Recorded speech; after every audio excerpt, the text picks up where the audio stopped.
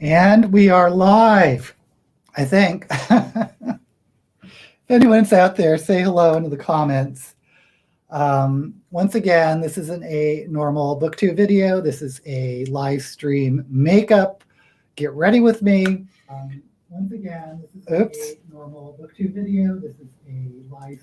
There, I had an echo here. So I guess I'm the only one here, which is fine for now. Hopefully some people will eventually join us. These live streams are kind of a curse and a blessing because they do make me get motivated and scheduled to do videos and get ready and do videos because sometimes I procrastinate. The other hand, I always lose subscribers. I always lose subscribers when I do these live videos. And I was wondering why, and it just occurs to me that people get notifications.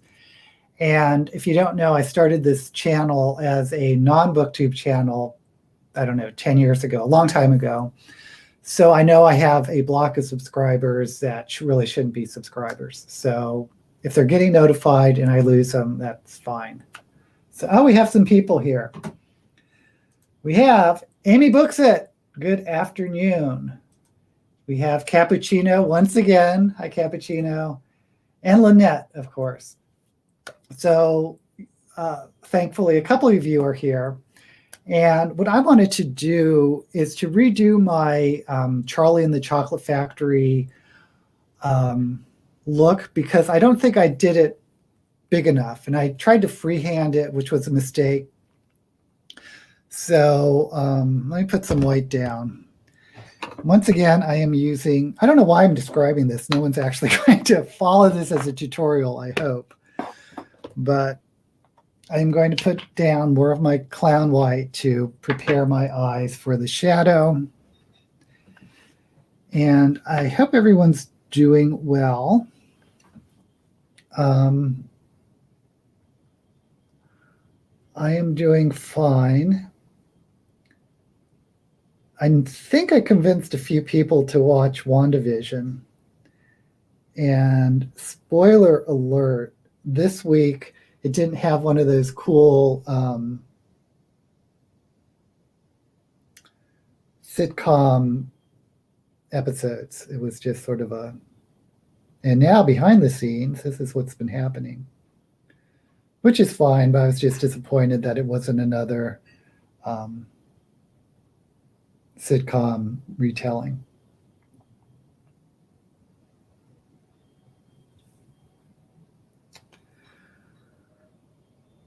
Oh, and I had canceled HBO recently, and I'm a sucker for deals.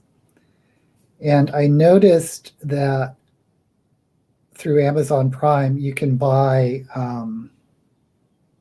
or you can subscribe to Starz movie channel for 99 cents for the first 3 months, 99 cents a month for 3 months. So I figure I can do that and just cancel after 3 months, unless it's like something I really enjoy. Because there is one series I've actually bought the series off Amazon rather than subscribing to Starz, and that's Neil Gaiman's American Gods. So there's a new season out, so I'm excited to watch that. Okay. Cappuccino's working on her bullet journal. It's either that or knitting. You knit or crochet or do something like that. It is, it's nice to do something to relax, just some repetitive or creative thing to watching my cat. Don't know what she's up to. I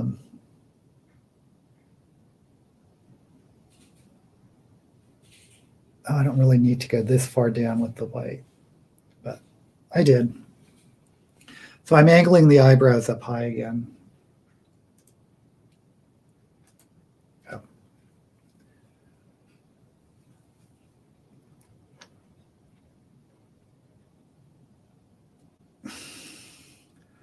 love the book American Gods, but I've only watched the first season of the TV series.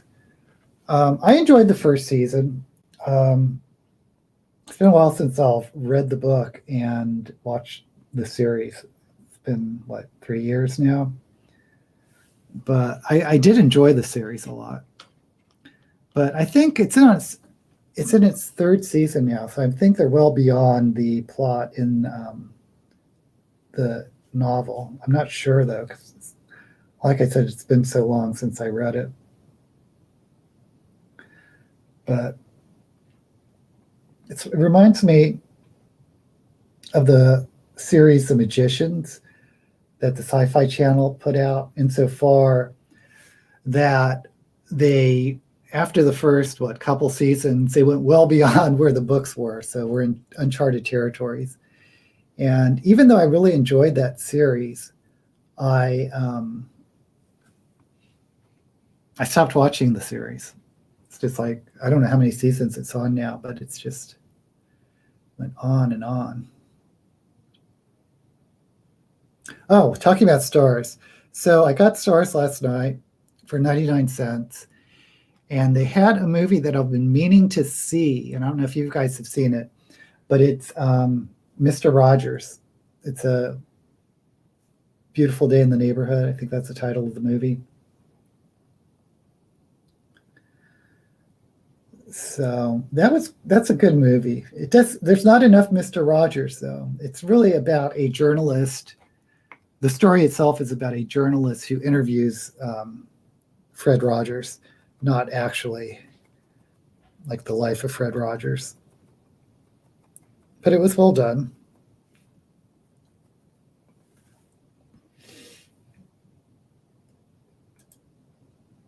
Oh.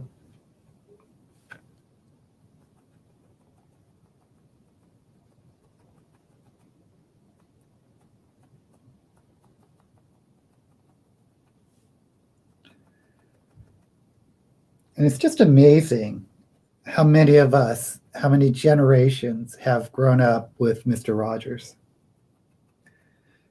Because they stopped broadcasting, in 2000 or the early 2000s. So I wonder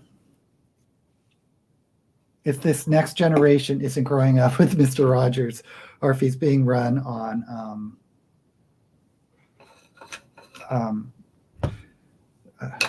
rewatches. I can't think of the word. Repeats. Rebroadcast.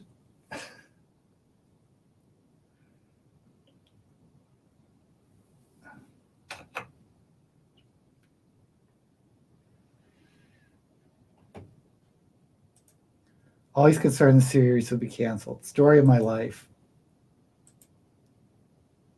Oh, you didn't get Mr. Rogers in Australia? Well, it's really a kids show for super young kids. I mean, we're talking preschool.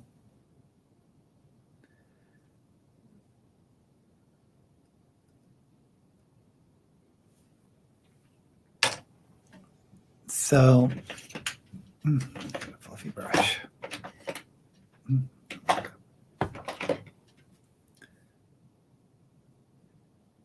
And what I grew up on, was Mr. Rogers. Then there was a show called Romper Room. I don't know if that's still around. Captain Kangaroo. There was this funky show called The New Zoo Review. And I actually don't remember Sesame Street that much.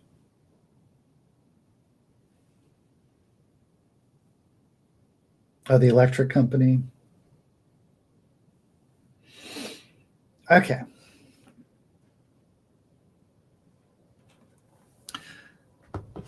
The one series that I was really upset about that got canceled, once again, I'm going to try to recreate my Oompa Loompa look. There was a show on HBO called Carnival, which was such a good series. And it lasted for 2 or 3 seasons, but then they canceled it in the middle of a cliffhanger because there weren't enough watchers. But I do know there were so many big fans, myself included, that were super upset that they canceled Carnival.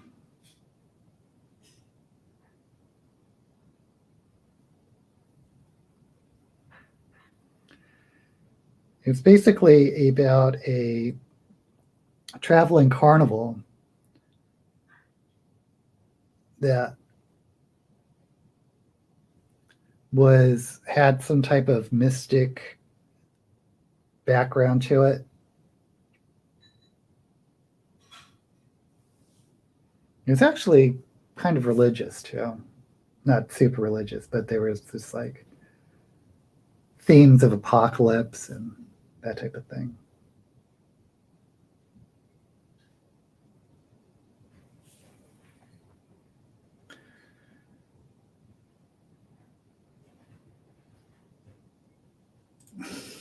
Amy, I remember watching Mr. Rogers in middle school.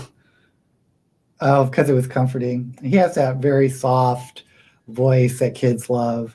The other one that kids love, it was later for me, but it was Blue's Clues. The guy just had this personality and voice that could put you to sleep in a good way. Amy's loves Electric Company too. Lynette, Carnival, yes. Cappuccino, Roger, Sesame Street, Electric Company, and Captain Kangaroo. Choice with yes. Morgan Freeman was, yeah, Morgan Freeman and who's the actress? I think she won an Academy Award for West Side Story. Rita Moreno was also on the old Electric Company. And believe it or not, Joan Rivers was also on the old Electric Company. I think she only did voiceovers, but I think she was also a writer.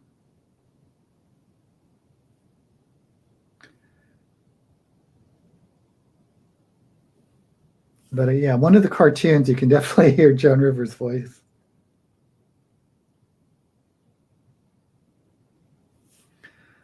What I'm trying to do is go really hard on this color because I noticed when I did the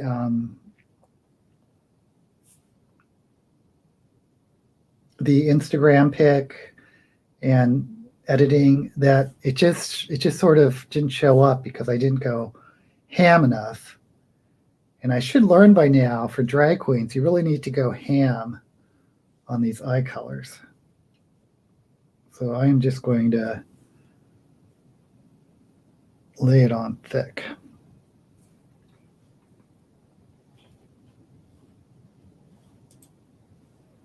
Rita Moreno, yep.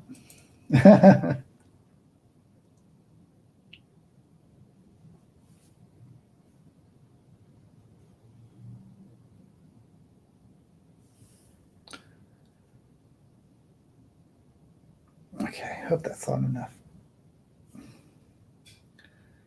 So I do, talking about how things sort of fade away after I do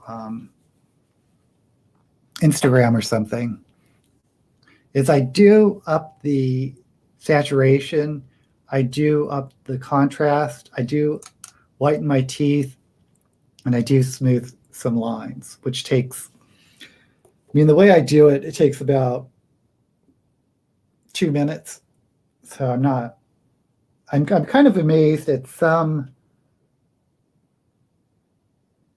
people that edit their Instagrams and stuff. They change the shape of the face, they change the shape of the eyes, they make the mouth bigger. I don't know how to do all that stuff, but I definitely do sort of the minor touch-ups.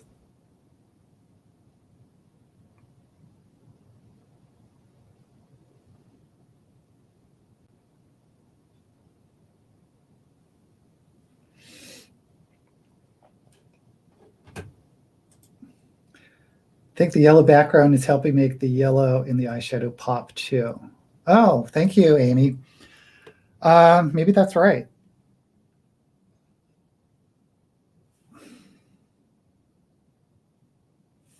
And this yellow is called Oompa Loompa. So it's kind of a It's this color here. So it's kind of orangey. Let's see if you can focus. Focus. Anyway, and then I'm going in with this darker, this darker red here, or burnt orange, I think. Anyway,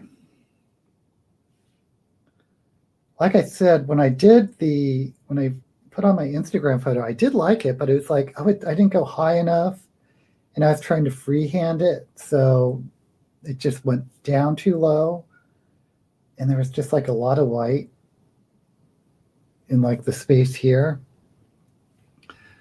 So I am going to try to blend this now.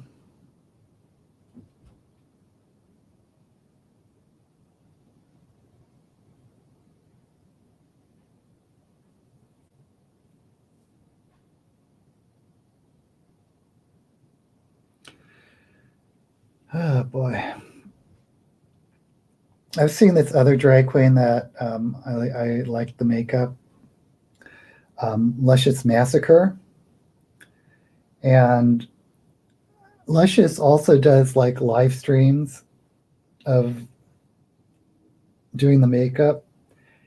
And Luscious starts approximately where I do, with the eyebrows. Actually, she may shave off her eyebrows, but with the base foundation stuff on. But Luscious takes 3 hours to do hers live, so I feel a little better.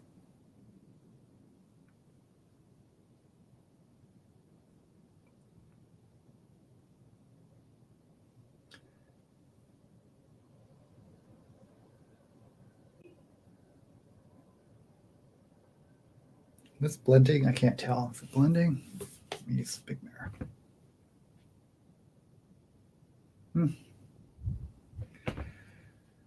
We shall see.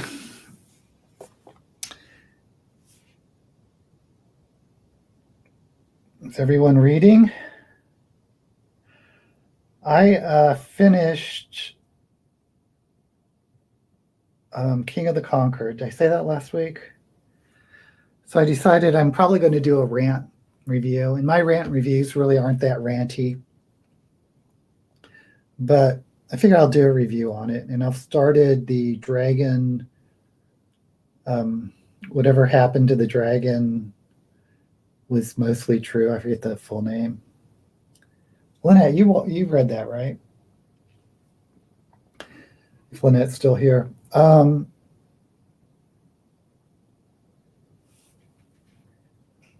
And I really wanted to like the dragon book because the author, did a tweet mentioning Shove It or Shove It.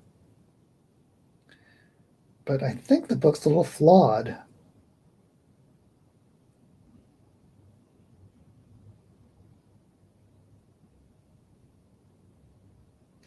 It's tricky writing a comedy book because you want to put like so many jokes in, but you don't want to, for me anyway, you don't want to do like so many jokes and asides and parentheticals that you lose track of the story, which is what I'm kind of getting with this book. It's not a terrible book. I don't think I'm probably going to do a review on it, but and I'll probably finish it.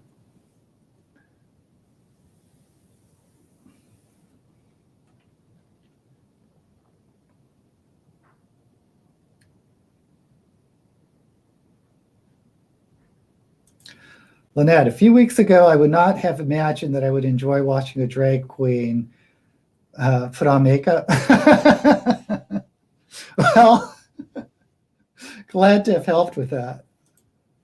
I actually love watching drag queen makeup tutorials, but of course,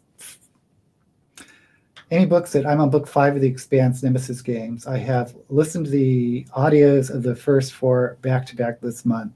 I really enjoy the Expanse books. They're very well written. They're good science fiction, and if you haven't if you haven't seen the series as well, the series is pretty good.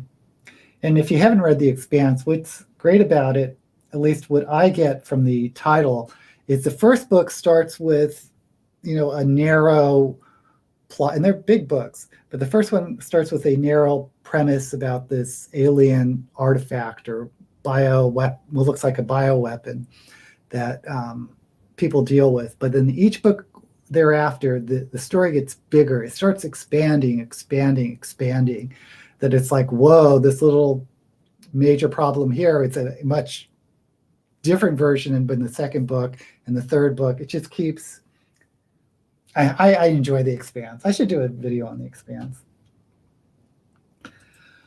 I finished The Strange Case of the Alchemist's Daughter.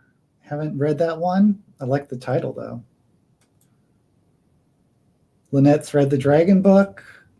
Gave it 3.5 out of 5. I'm with you, Lynette. I'm kind of leaning to 3 stars myself, but I haven't finished it.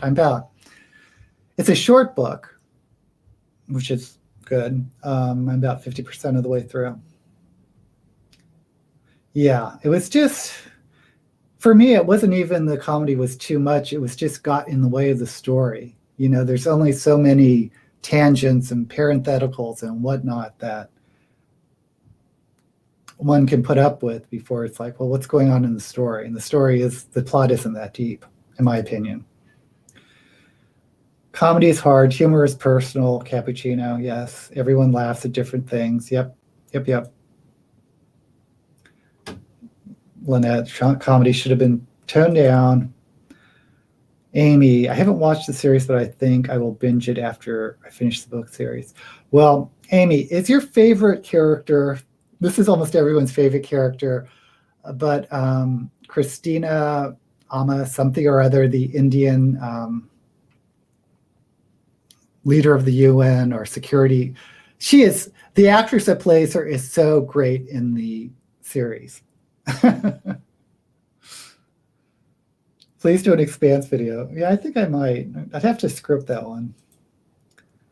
Just started Disfigured on Fairy Tales Disability. Is that a nonfiction? Sounds like a nonfiction.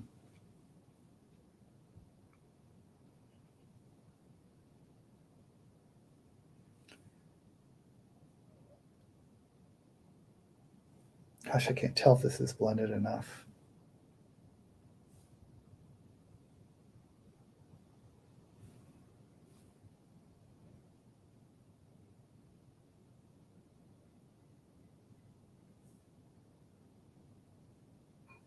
I think what I'm going to do is get another, so I guess it's going to look like a sunset. If I can get like a deep red or something. Let's see. Because there's not one in this palette.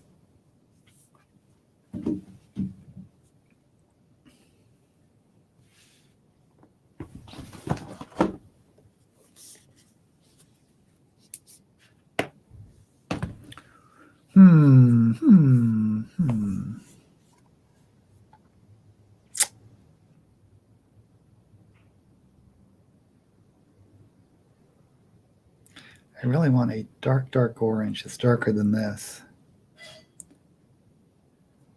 But let me see what happens with red. I may regret this.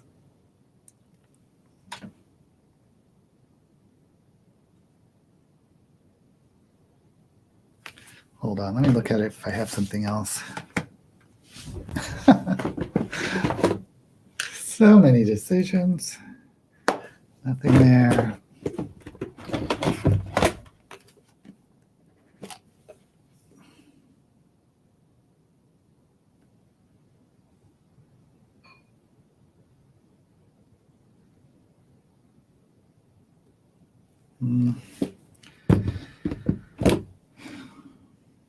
Okay, let me see what happens with this red.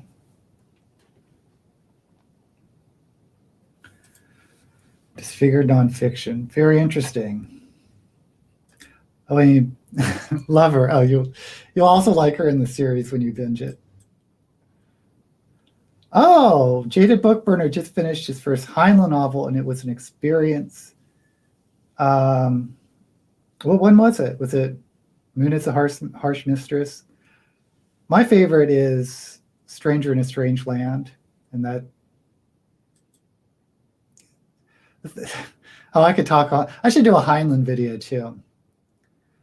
Bilateral cleft plate, Amy, about the scarred villains and fairy tales. Interesting. Interesting. Yipes, Beauty and the Beast is especially upsetting. Well, it's nice that there's books out there that sort of address it, that go deep into empathize with what some people go through.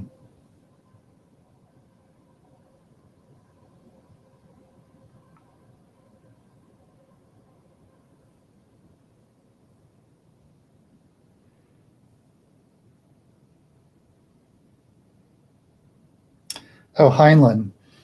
I'm a huge Heinlein fan, but I started reading him in middle school with his juvenile books, which I think are terrific.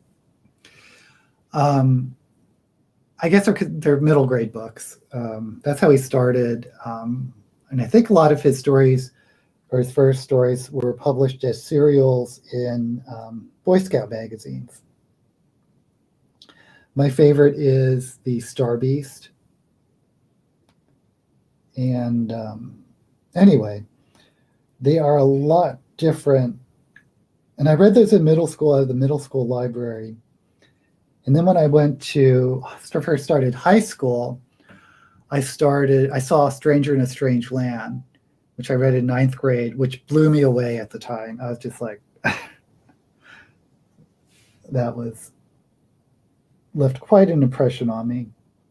And ever since, I've been a big Heinlein fan. And I know people read The Moon is a Harsh Mistress, which isn't actually one of my favorite books of his.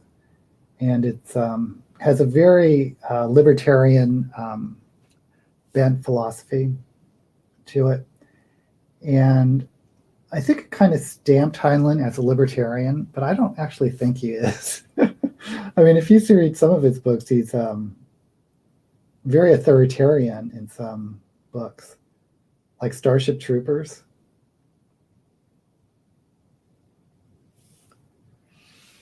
Okay. Yep. Guessed it. Moon is Harsh Mistress. Actually, I may have seen you comment on that somewhere. Not my favorite Heinlein. But it'd be interesting to jump from The Moon is a Harsh Mistress to maybe 20 years later to like Friday, which is one of his later books published in the 80s. Oh, it's not your favorite book. Heinlein is in my opinion, is a master of need a smaller brush. Of plots. His technical skills at writing is really up there. And he was considered one of the biggest science fiction writers of his time. And the big three being Heinlein, Arthur C. Clarke, and Isaac Asimov.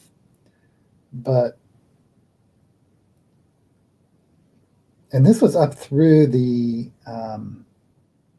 80s, really. But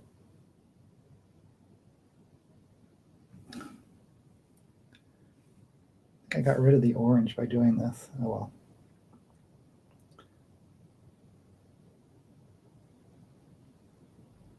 But he's really not a very beloved author these days. And I get it. I get it. He's dated. He grew up in the 30s. So his viewpoints are a little dated. But it's interesting seeing his evolution. Because he went from in the 50s having, I don't want to say conservative, but very traditional views on genders and families and that type of thing. And then by the time you get up through, you hit Stranger in a Strange Land, he starts going like, he must have dropped some LSD or something. He kind of goes to this more free love psychedelic era, and then he goes through people hate this book, but I don't mind it. Was it Time Enough for Love? The one where he switches bodies with a woman, where an old man has a brain transplant into the body of a beautiful woman. But it's more exploring gender and stuff, and up through Star Beast and Friday. There's this definitely progression of his views on sensitive subjects. And he likes to challenge the reader, or maybe challenge himself, into looking at taboo subjects like, I don't want to trigger anyone, but like incest and pedophilia. And in my opinion, I don't think he's like an advocate of it, but he just like has so many layers of what if. Well, what if this happened? What if you traveled back in time or traveled forward in time?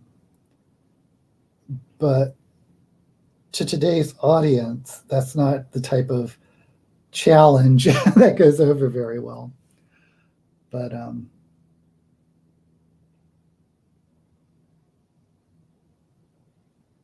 don't know. I like Heinlein.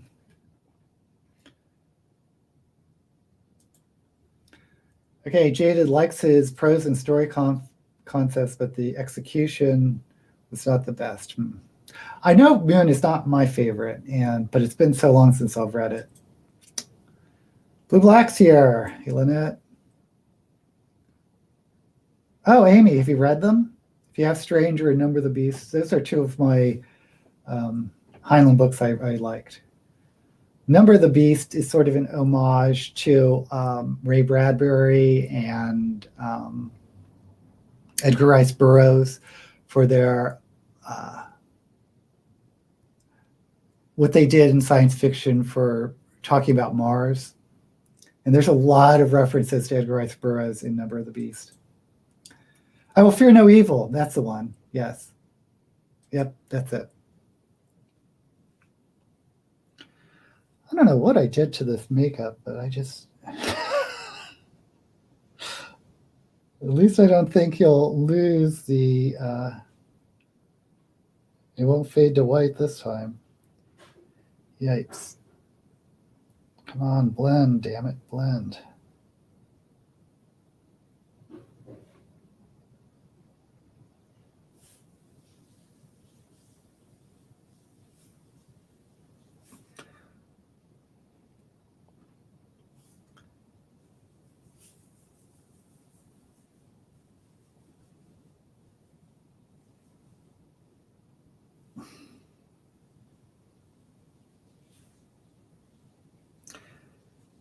I think Stranger in a Strange Land, I think that David Bowie movie, The Man Who Fell to Earth, was really inspired by it.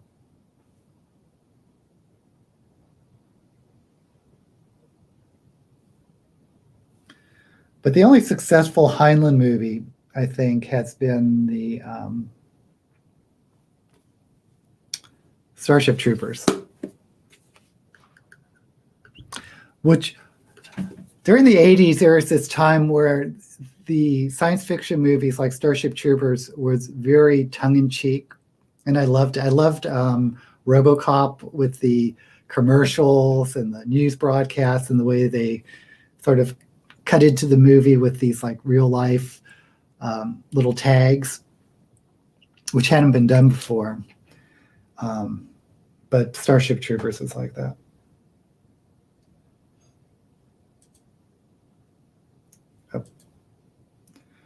Haven't read them for some reason. They are very intimidating, so I keep putting them down.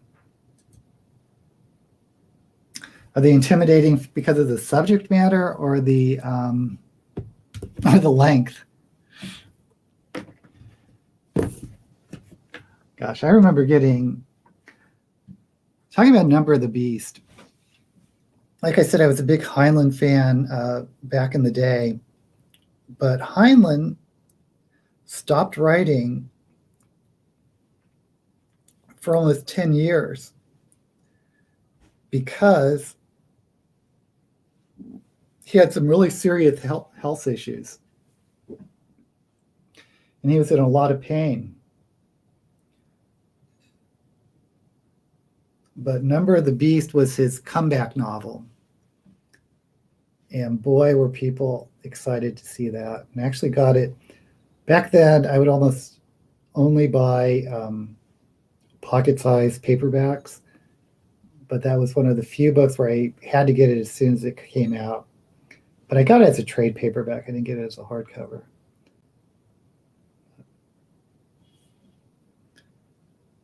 I mean, back then it was like if George R. R. Martin ever finishes and releases Game of Thrones.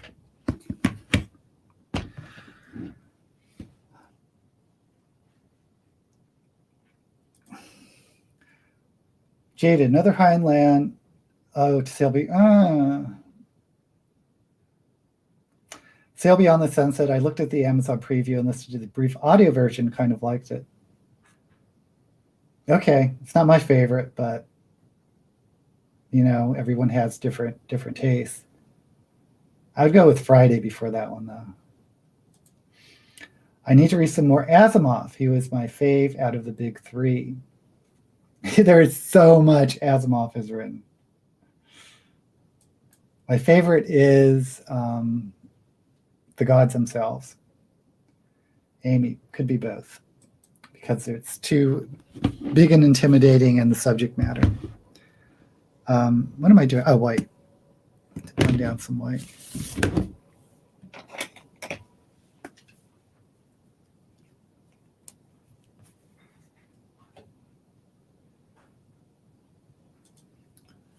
Jaded, Friday, got it.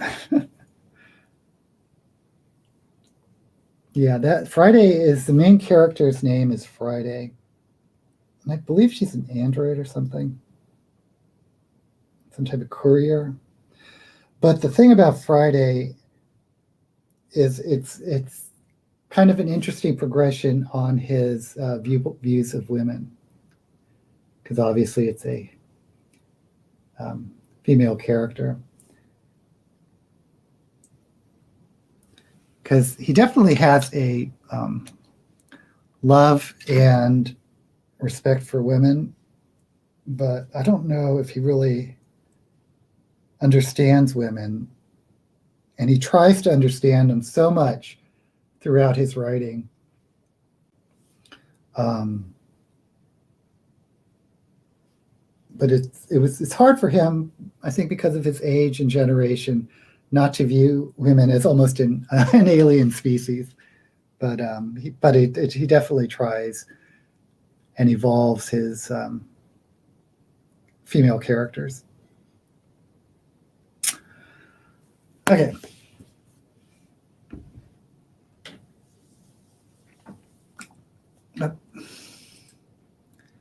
Asimov is amazing, says Amy. So I guess I'm just going to, now should I do the black? No, I should cut the crease. Okay, cut the crease.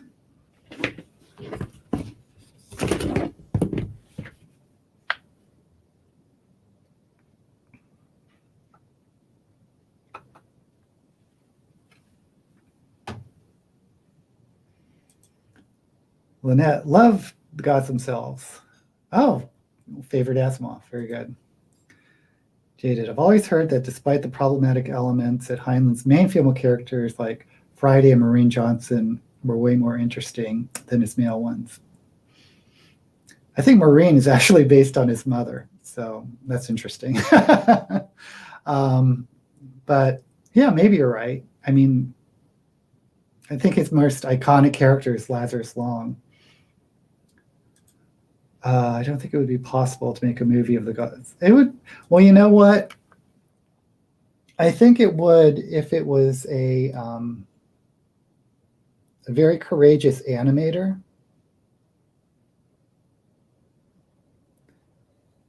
I don't see how they could do it live action, but like maybe a Japanese animator that's really creative might be able to do it.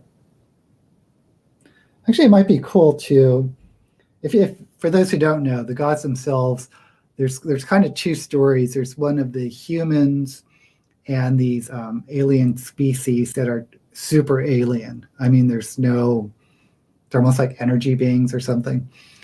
And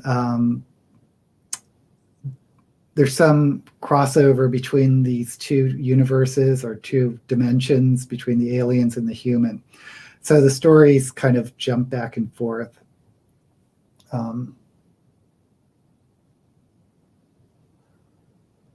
But that would make it difficult to tell the story.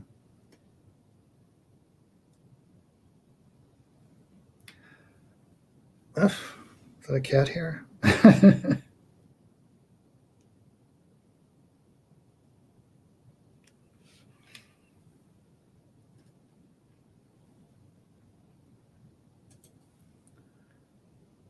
Oh, the movie. Well, I could be wrong. I thought it was his. I mean, like I said, the incest thing. Maybe this was in Time Enough for Love, where the main character travels back in time and falls in love with his mother. Yeah.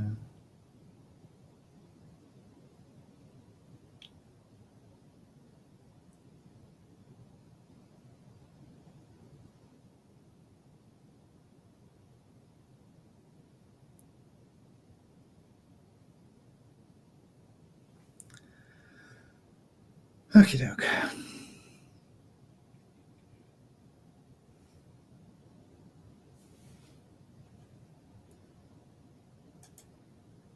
Do you and your husband have a cat? Yes, we have a cat. Her name is Angel, and she is the most cantankerous cat I've ever owned. So her name, Angel, is, shall we say, ironic. She doesn't like to be touched unless she's in the mood, and if she's not in the mood, watch out. She doesn't like other people, like strangers coming in, but she's not a scaredy cat, so she won't run and hide. She'll just like stand her ground. Oh, this cat.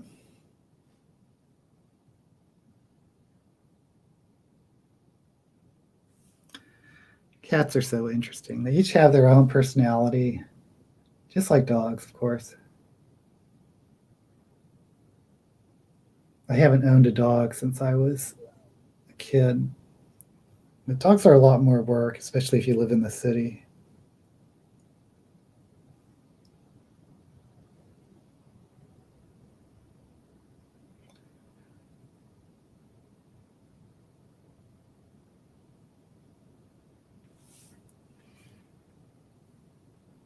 I think I just made leave this white rather than trying to color it in like I have been doing. Jada, Time Enough for Love is where Lazarus falls in love with his mother. Yep. And then still, it's her perspective. Okay, there we go. I knew there was a connection there. I am thinking of doing a project of reading classic sci-fi authors. I've only read a few, and that was many years ago. I hope you do it, Cappuccino. Just be aware that there's a reason why they say it's dated. Cat is trying to climb into the fireplace, Amy. Oh, that's why you started the Booktube channel. So classic science fiction. You know, when I was growing up, and I really am dating myself, there wasn't that much science fiction out. So a lot of the books, or I should say there wasn't that much new science fiction coming out. So a lot of the books were backlists of the classic authors. So you would go in and see like rows of Asimov and Heinlein and Bradbury and Arthur C. Clarke and Frederick Pohl and Larry Niven. So, so that's why I actually think I've read a lot of classic sci-fi. And the bad thing is, it's just been so long ago that I can't remember every book I read, but I'll recognize a book if I see it and say, oh yeah, I remember reading that.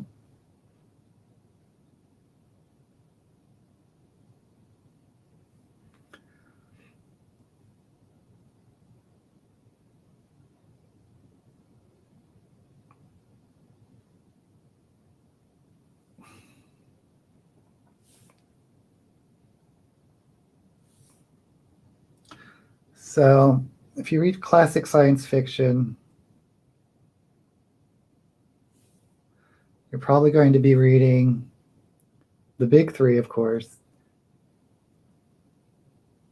Bradbury's a tricky one because he's kind of considered a literary writer. By the way, Kurt Vonnegut is also, in my opinion, considered a sci-fi writer. And I believe he considered himself a sci-fi writer. It's just the marketing departments in the publishing industry decided not to market him as a science fiction writer, which is odd.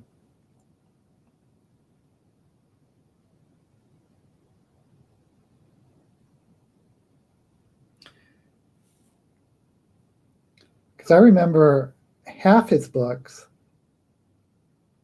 you could find in the science fiction sections, and then the other half of the books you'd have to go to general fiction because he was just so literary. But early Vonnegut's good.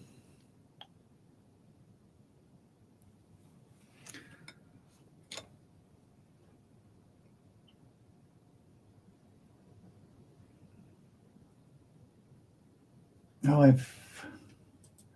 okay, sorry if I skipped some people. Dogs are sweet, Cappuccino says, but definitely needs more time and yeah. Cats are independent, for sure. Be your next subscriber. Yes, everyone subscribe to Jaded Book Burner. My cat, I know how hard it is to get started in Booktube. Boy, do I know. My cat is Georgie. He is 16 and his yeah, that's about the age. My cat before Angel lived to be about 17. Jaded, thanks for the black. Oh, Cappuccino, no cat right now.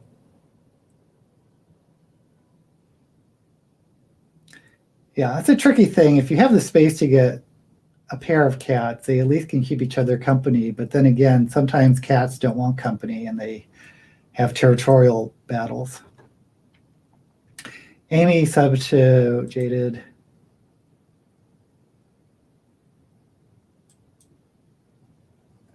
Whenever I look for Vonnegut's books, they're never in the, yeah, Jaded, they're never.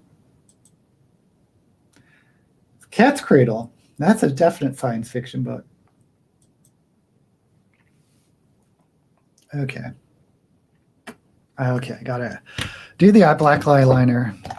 Why am I being so slow today? I feel like I'm slow.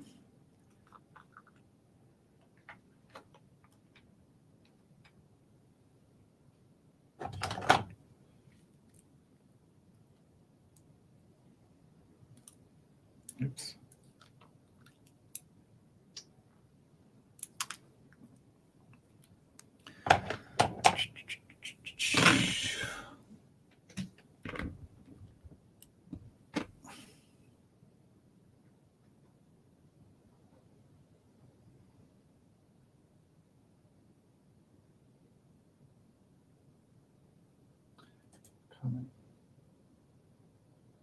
Oh, the 70s Cappuccino says she's seen the movie SlaughterhouseFive but not read the book.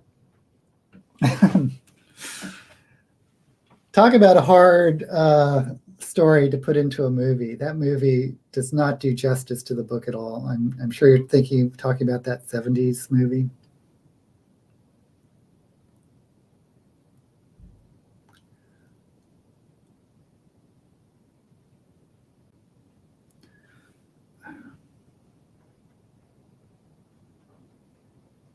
Yeah, Vonnegut's another hard one to make into movies.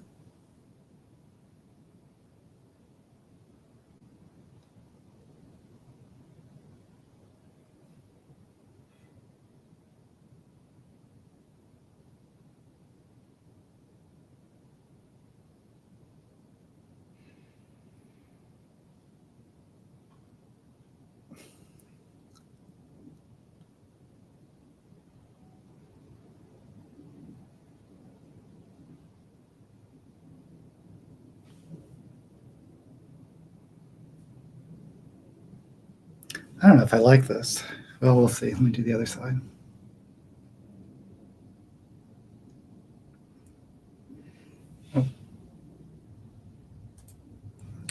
It's definitely a deserved. Yeah, if you read just one book by Vonnegut, it should probably be SlaughterhouseFive.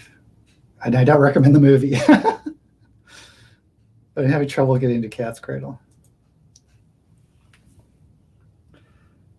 For those who are thinking about wanting to read science fiction, may I suggest Harlan Ellison's Dangerous Visions. And what it is it's a collection of short stories and novellas from the most popular science fiction authors, the biggest names, including Kurt Vonnegut, including, I'm sure, did Asimov do it? Anyway, so and Frederick Pohl,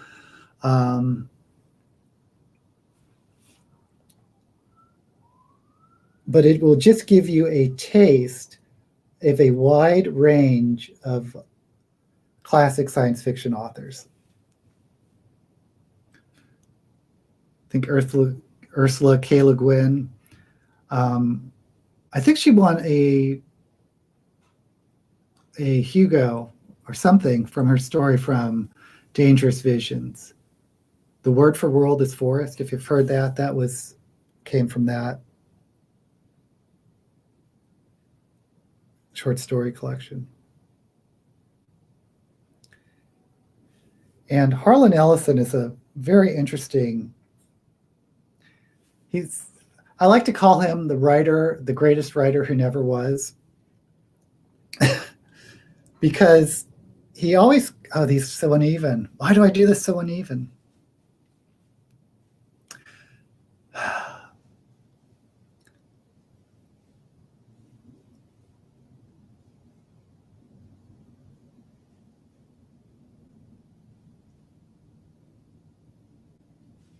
Sorry.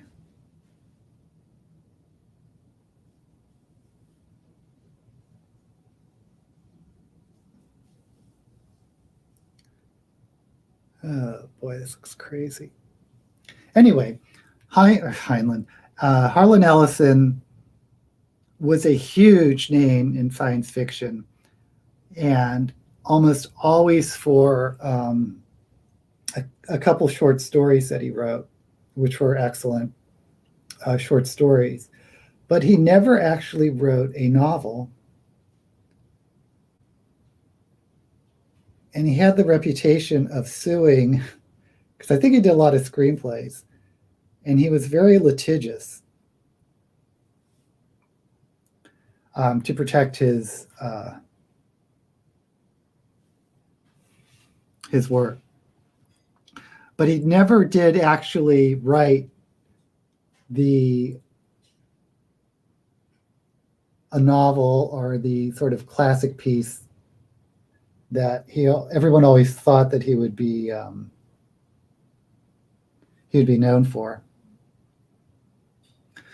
But he could certainly recognize good stories, which is why if you just want a taste of different science fiction authors, there's two books, Dangerous Visions and again Dangerous Visions. Okay. Oh.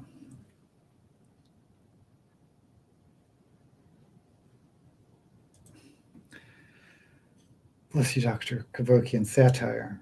Blue-Black. Yeah, it wasn't Dr. Kevorkian, though. I mean, the name of the title. I forget the name of that book. But Yeah, it was it was a while ago since I've read that. James Tiptree Jr., the man to be. And James Tiptree, I believe, is actually a woman. Is that right? I'm going to read the biography of James Tiptree this year. She was a very interesting, yeah. You can fit, we'll see. Thank you, Cappuccino. Thanks for the support. I'm sure that Jaded, I'm sure that I Have No Mouth is a short story, maybe a novella. His most famous, I think it's sold as a novel, is A Boy and His Dog, which is a fantastic story, but I think it's novella length. By the way, if you don't know who Don Johnson is, Don Johnson got his break doing the movie version of A Boy and His Dog.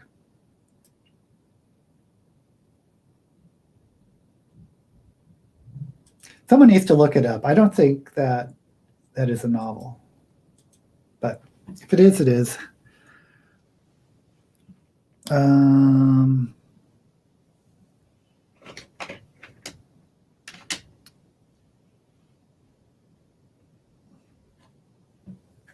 Just looking for a brush to fill in the black. Here we go.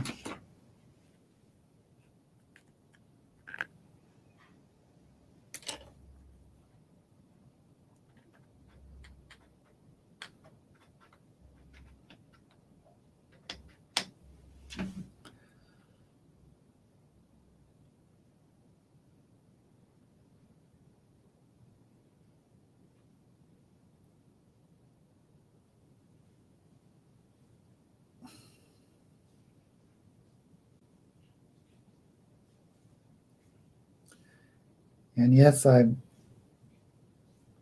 coloring my lashes with black liner just because I don't like using mascara and I just want to not have them dusty.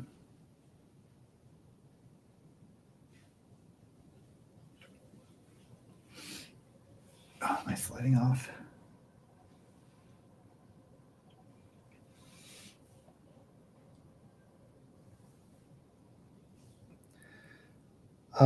Speaking of scripts, Ellison did write one of the popular classic Star Trek episodes.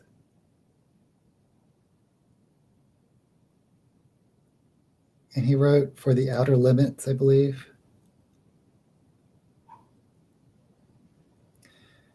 You know, the original Star Trek had some well-known writers, science fiction writers, write the scripts or develop the scripts.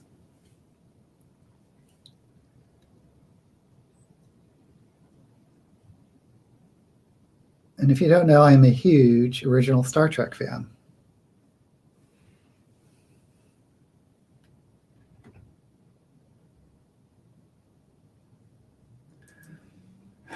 Cappuccino mascara is messy. Yes, it is.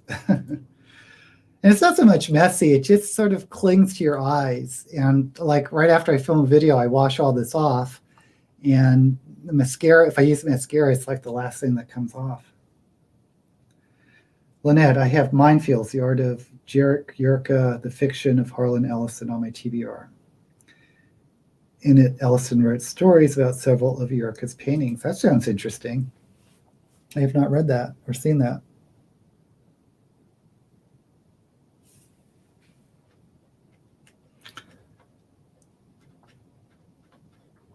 I think Neil Gaiman tells a story about visiting Harlan Ellison when he had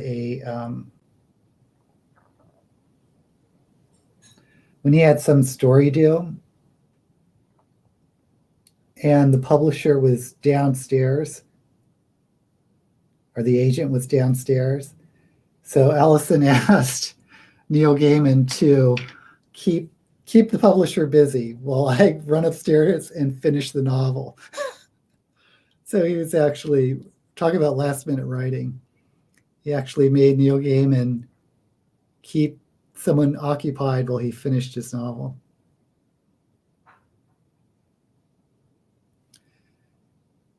and I think it's, I guess, one of the stunts, or maybe it's just a way to force himself to write a novel or a short story.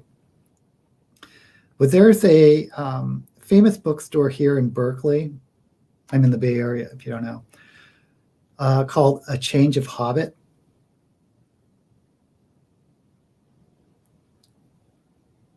And one of his gimmicks was to sit in the window display and physically type his story while people were like walked by and watched him.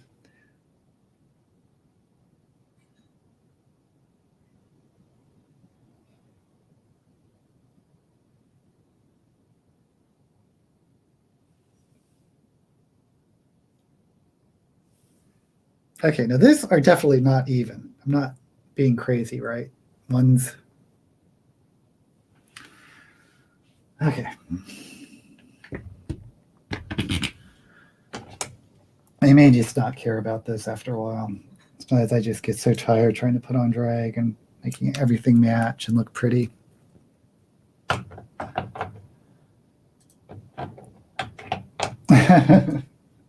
Stall for me, please.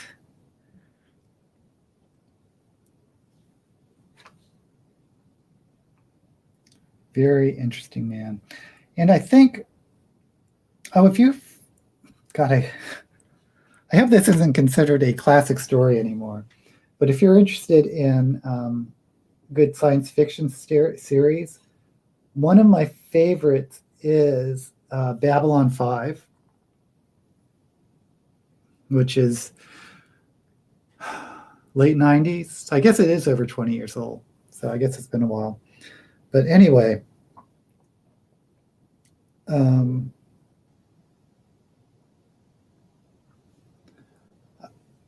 think Harlan Ellison was a creative consultant on it.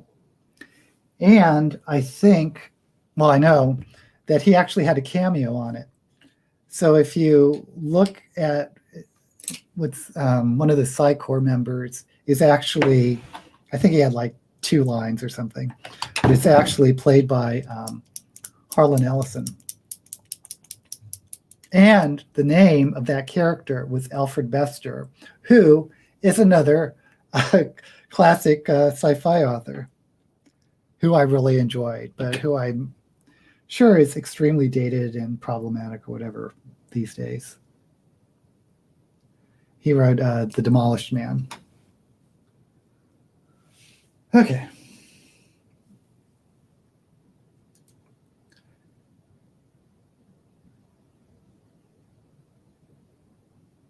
Oh, Cappuccino of live reading or writing sprint streams. Yeah.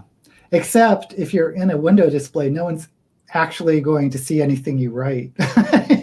You could just, just do that thing in Shining where you just type the same word over and over. You could do that and no one would be better. On these live streams, don't people actually actually, I don't know. I don't really watch them, but I would think that you would see them write. I think I've seen Edward Lauren do that, where you actually see what he's writing. Joanna Russ did not like the film version of A Boy and His Dog. I wonder why. I didn't know that, Jaded. It could be because it was so ambiguous.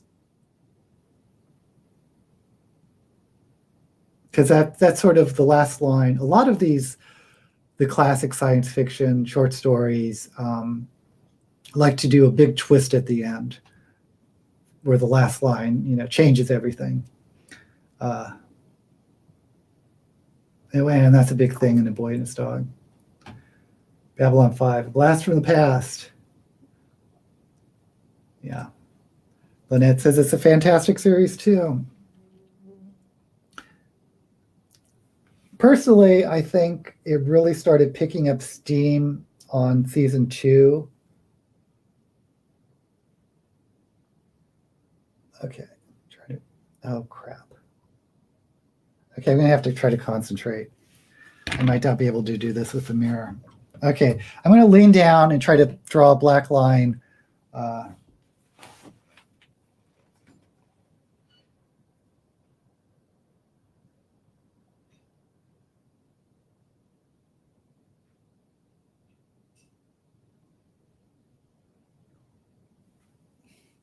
And I totally forgot what I was talking about. Something with Babylon 5. I guess just that, in my opinion, the first season was kind of rough.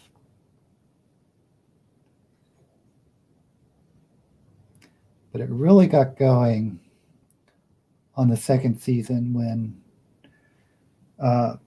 the space station captain, Sheridan,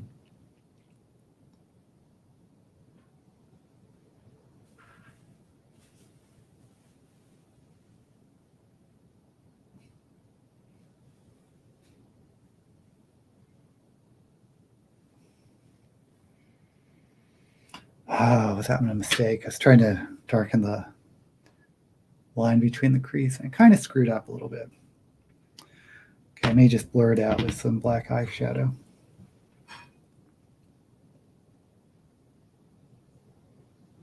Oh man, did it again.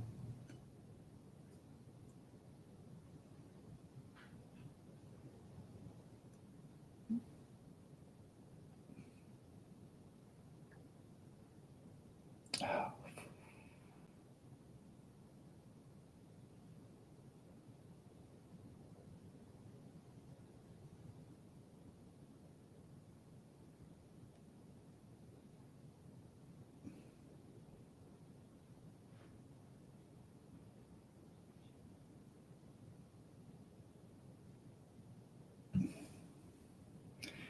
Okay.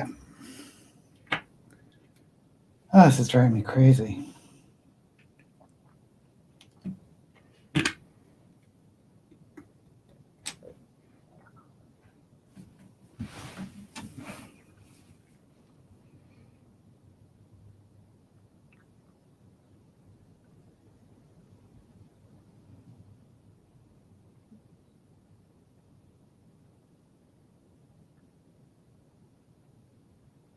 Okay. Sorry I'm not saying anything. I'm just trying to fix my mistakes.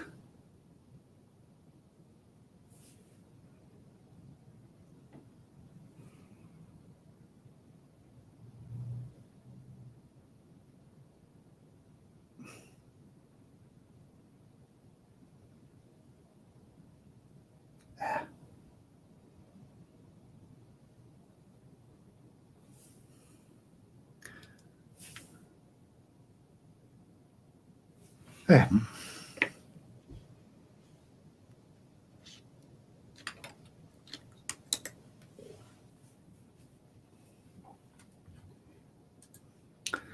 Mira Furlan, who played Delenn, died a few days ago. Actually, I think I saw that. Yeah, that's too bad. She was relatively young, right? She couldn't have been in. It's been in her 60s. I mean, early 60s.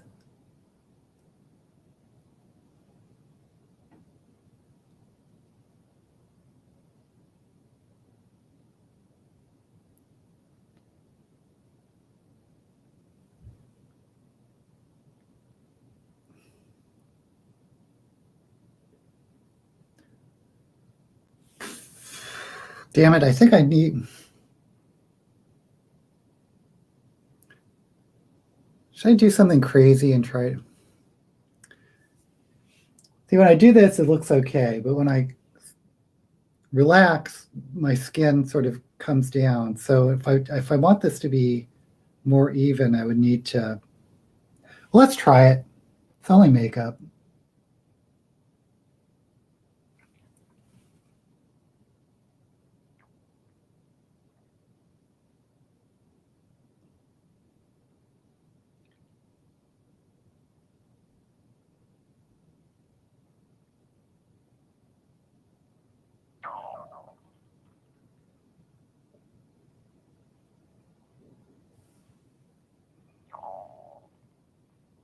No, it doesn't look bad.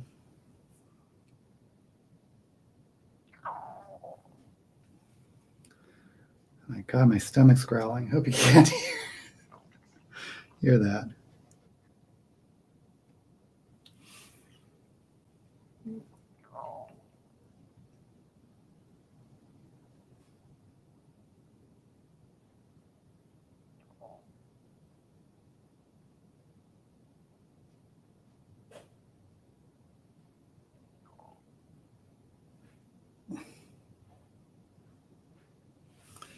Okay, I'm spending way too much time on this.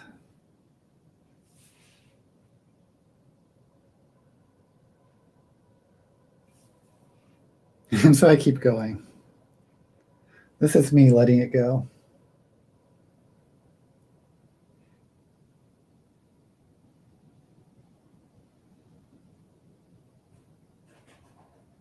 Jeez Louise. Okay.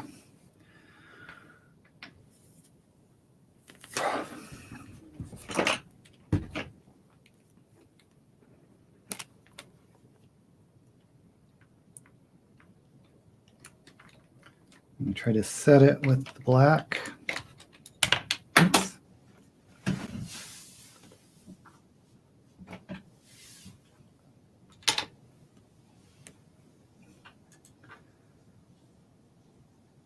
Oh, shoot. Jade had heard the stomach growls. Oh, great.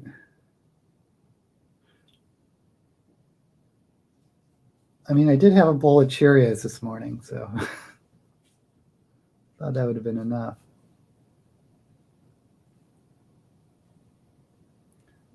Oh, I shouldn't have used this brush.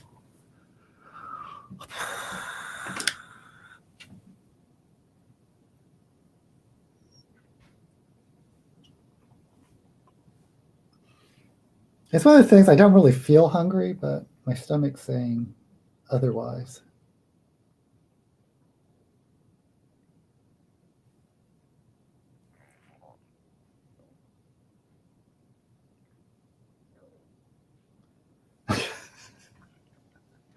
Oh dear.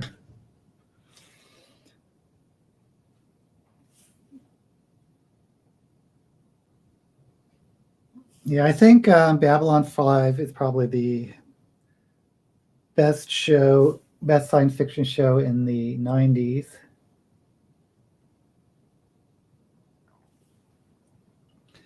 Although some people really love, I guess this was the 2000s, they did a reboot on Battlestar Galactica.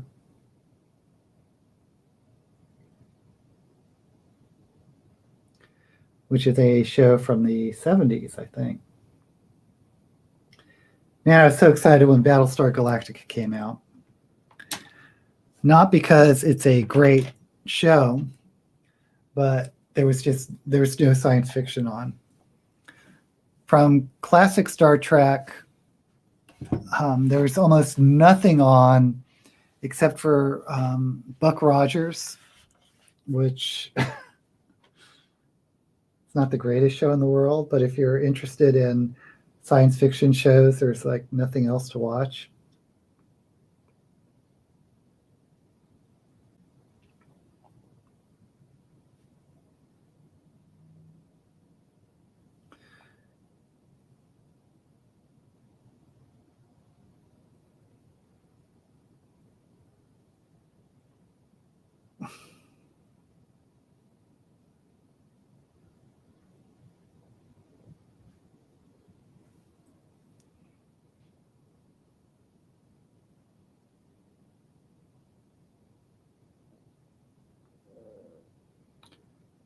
Oh, my stomach's still growling.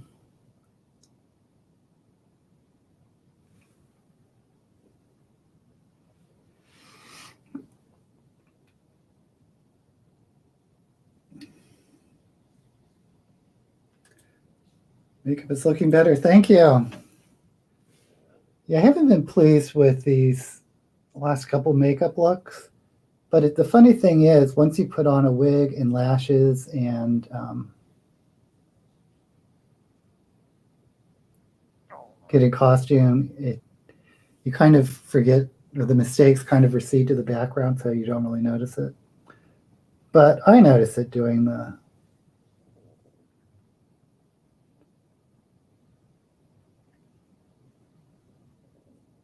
like these eyes are not even at all.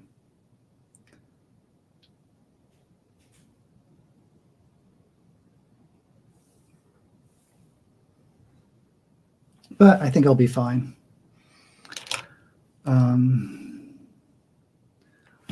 Let me brush. You know what I'm thinking of doing? I don't know why I keep discussing what I'm doing with this because I don't think anyone cares. But I may not do lower lashes. I just do upper lashes. But if I do that, I have to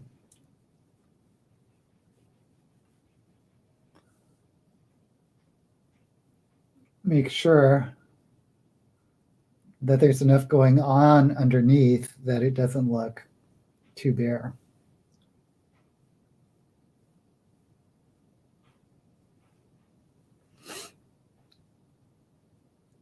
Like last week I had okay, 2 weeks ago, I liked the way I highlighted my nose. So last week I thought I did the same thing, but I had this huge round white dot in the center of my nose, which I didn't really notice till I was like editing some videos.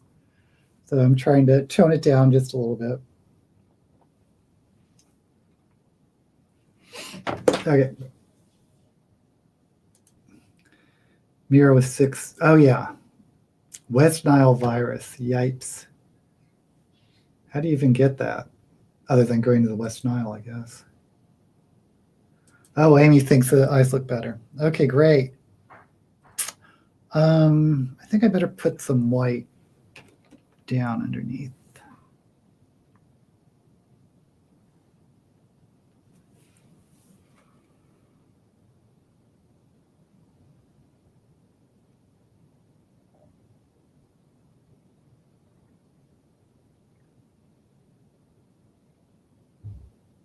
And for drag, they do say it looks bad until you get to the very end, where it's hard to see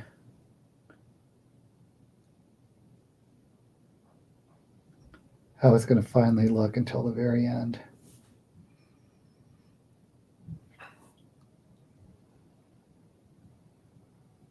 Or let's just say it looks bad until the very end.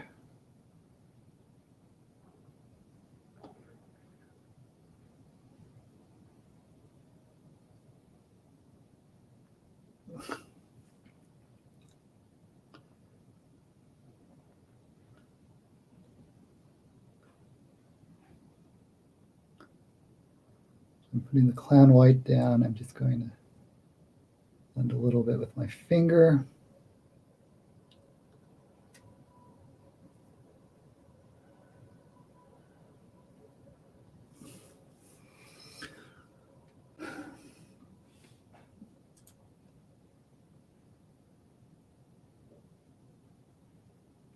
Jada, not that you'll use the brush, you look great. I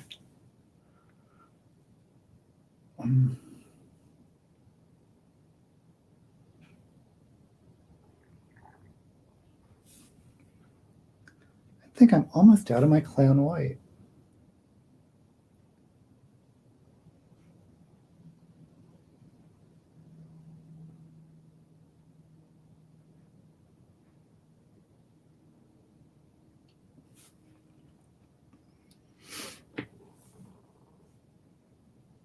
Oh, I was talking about science fiction shows.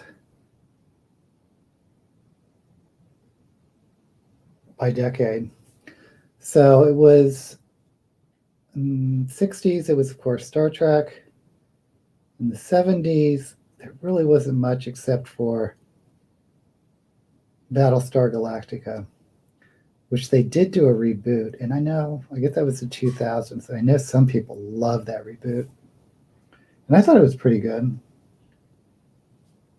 It went on for a while.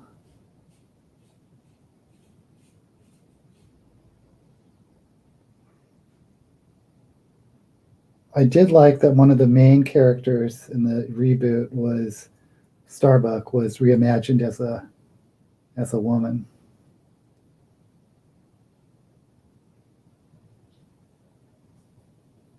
But looking back at the original Babylon 5, it wasn't great. Okay. So do I want to continue? Yeah, let's just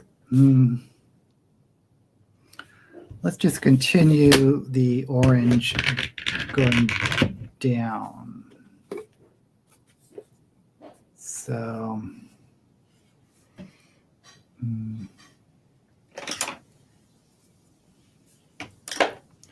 really need more brushes.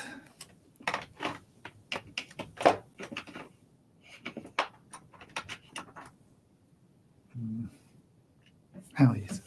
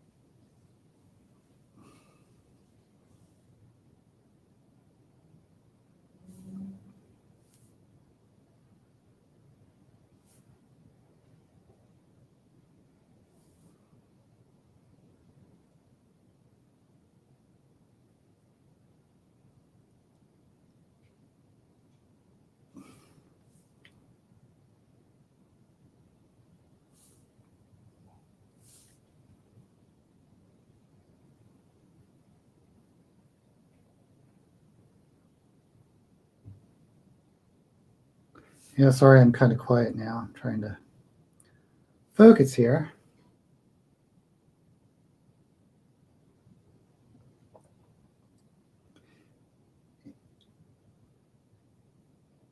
I think the present decade, it has to be the Expanse. That is our, because there's just so much out there now. It used to be so different when there was only 3 channels of programming, but now there's just so much out there.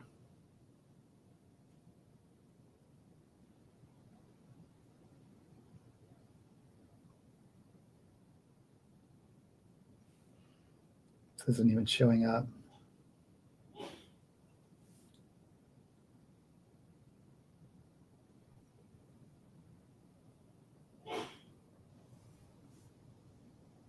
Okay, let's go a little darker.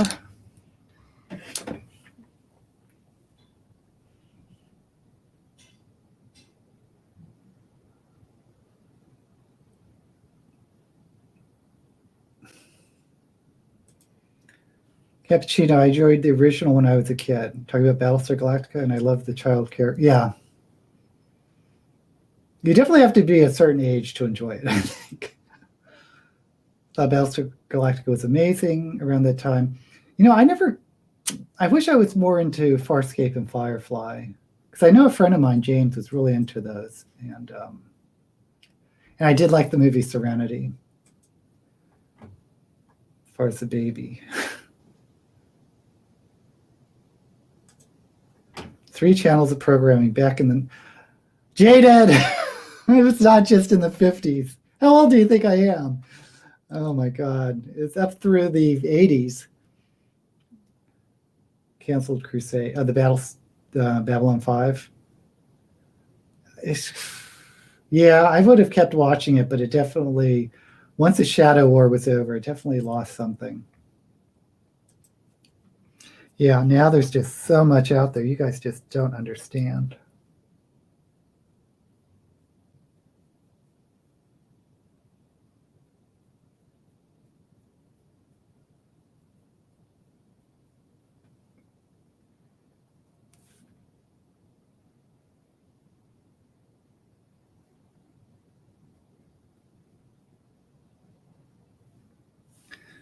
Maybe I will have to do bottom lashes because this just isn't working.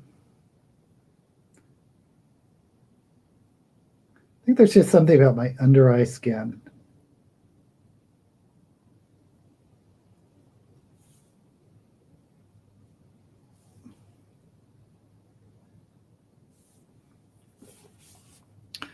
There's my...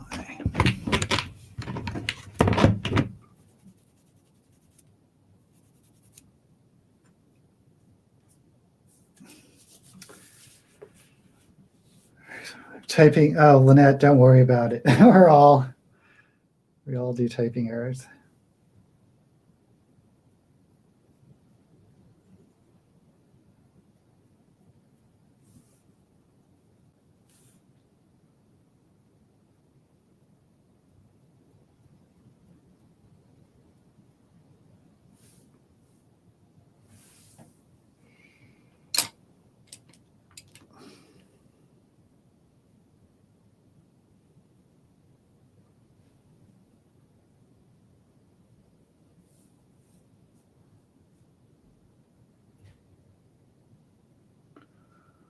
Okay, I don't know what to do.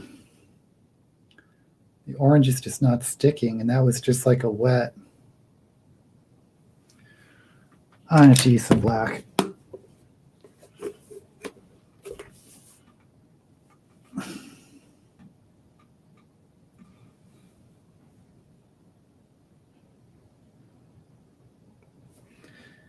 You know what?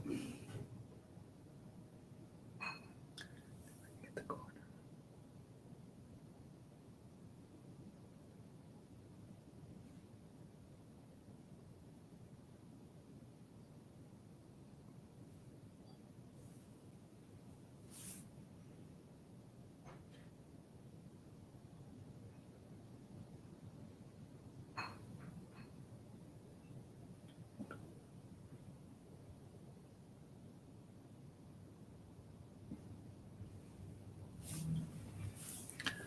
Oh boy.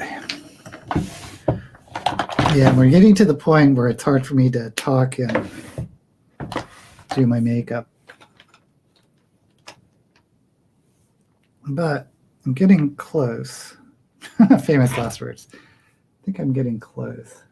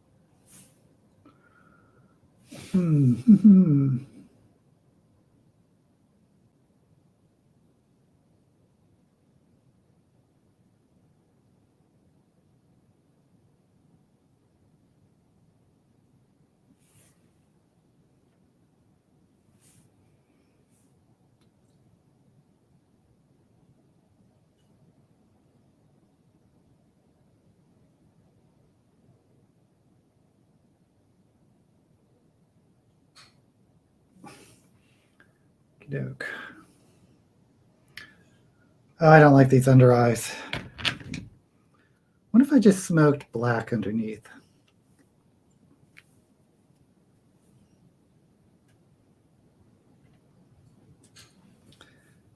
Here in Linus in Tasmania, we only have 2 stations until the early 90s. Wow. Blue blacks in Tasmania. 8:30 Sunday morning. By the way, it is 1:30 p.m. here. So, oh my gosh, how long have I been here? I started at 12, so an hour and a half.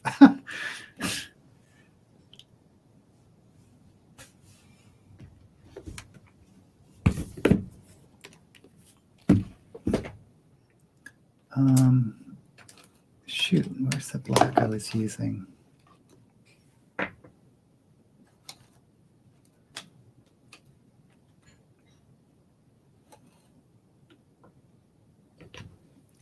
Sorry, I'm just unorganized with my brushes as per usual.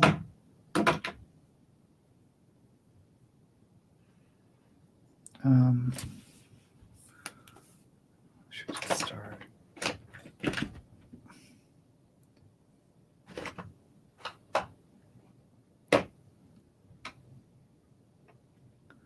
I don't have a fluffy brush to smoke out the black. That's too big.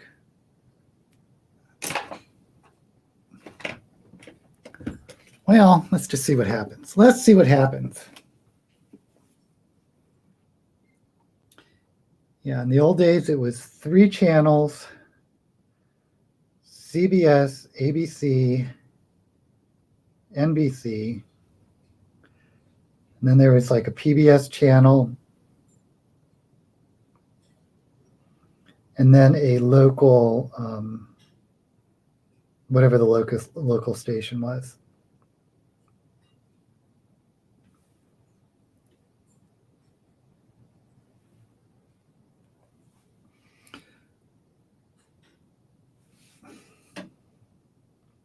Oh, another sci-fi show that I was really into was Doctor Who.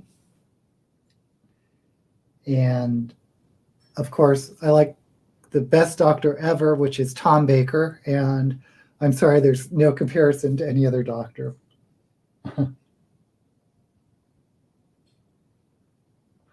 But I remember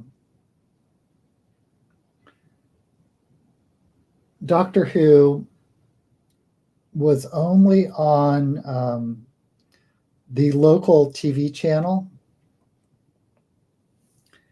And how they would do it, oh, this is messy.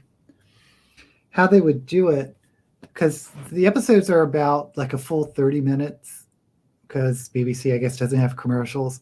So what they did was they took a half-hour Doctor Who episode and cut it into 2 half-hour episodes. So there's only 15 minutes of story, and then they stuck in 15 minutes of commercial.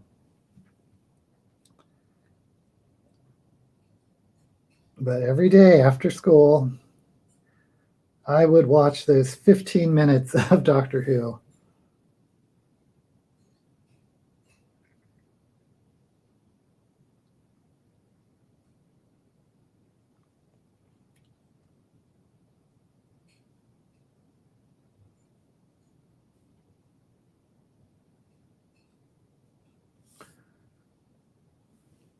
These underlies look crazy. I can't tell anymore.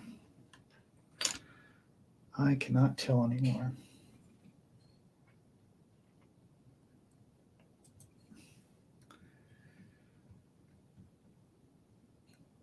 Yep, I remember Cappuccino. I remember the channels having that little Indian head symbol. Doctor Who is amazing. I have a small shed painted up. Oh, I love that. I love that, Amy. Cappuccino loves Doctor Who. I am lucky enough, old enough to have seen all the missing episodes of Doctor Who. I haven't seen, if you're talking about like Doctor Who 1 and 2, I haven't seen that many of those. I do like Doctor 3, which is the Dr. Pertwee, the swashbuckler with his car Betsy. Thank you, Blue Black.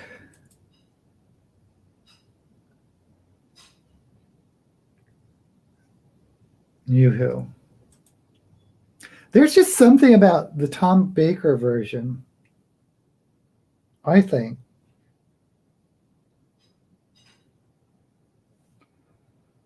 that there's just something decidedly alien about him that the other Doctor Who's, I know people are big Tennant fans, but the other Doctor Who's just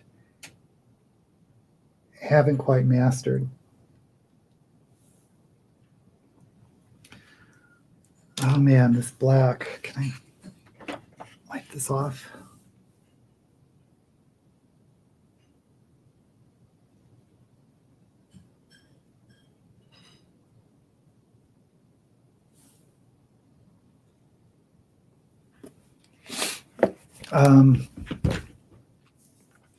And those episodes, Tom Baker episodes, were so well written, in my opinion.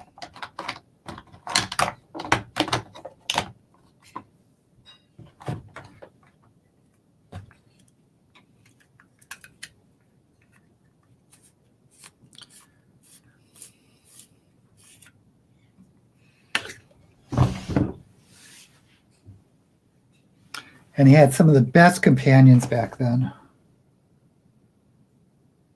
My favorite companion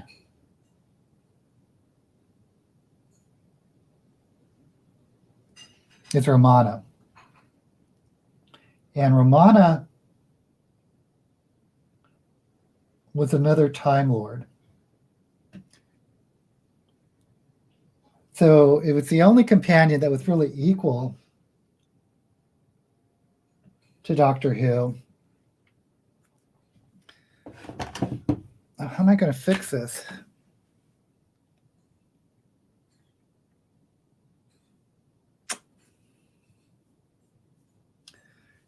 It was equal to Doctor Who in terms of skills and stuff, but Romana was, when they introduced her, she was all education. And Doctor Who was all like instinct and experience. So the conflict between them was Romana was everything by the book, and the Doctor was the Doctor. And her first incarnation was hilarious. She always wore these long white evening dresses, you know, stomping around these wild planets. And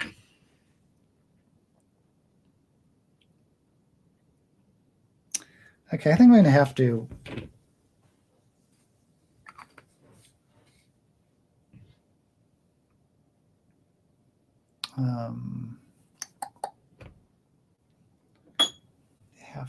fix these under eyes.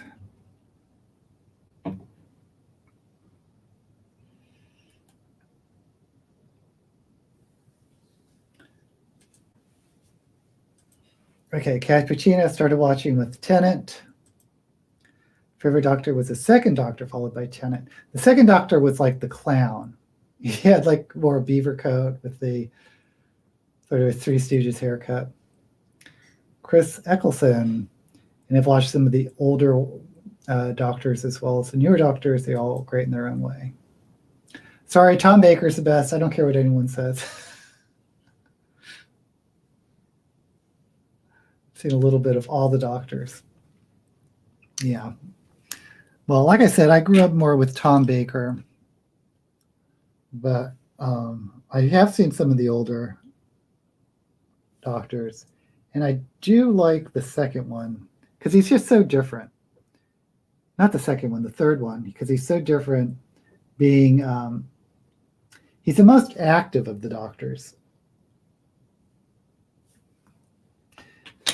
Oops, making a mess. Because he actually like uses a sword. He actually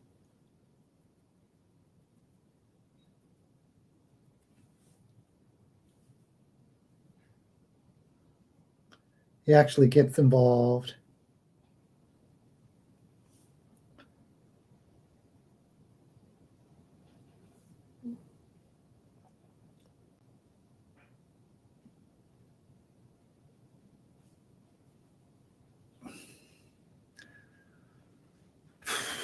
Okay, I'm just going to do lines. We're just going to have to. There's just something about my under eyes that rejects makeup.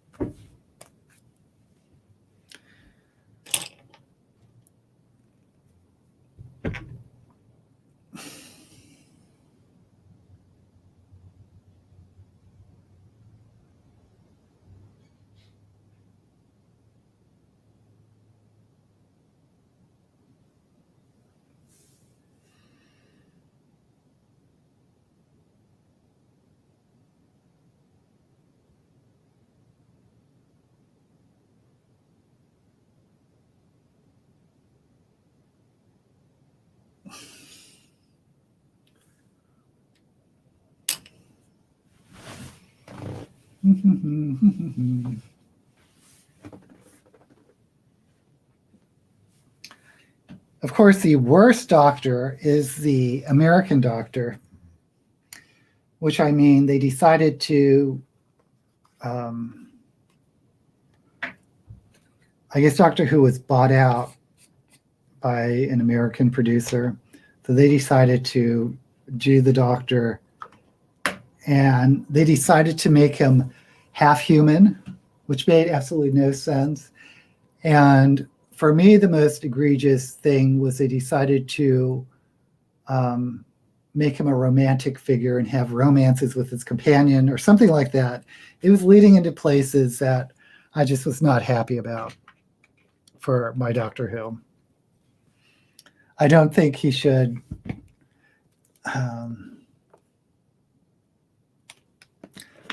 have romances like a normal TV character. I think that detracts from the alien quality of Doctor Who, I think.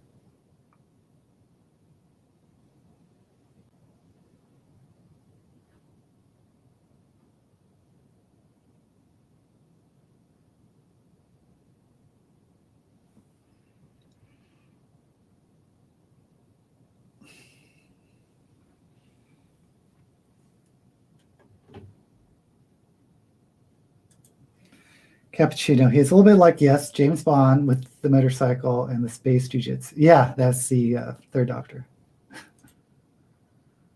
Someone the other day somewhere suggested that his son, Sean Pertwee, would make a great new Doctor.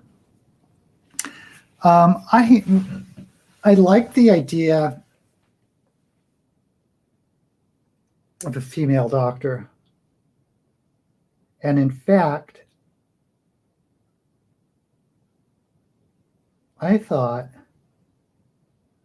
oh, who's that comedian with the red hair? She was like his companion for a while.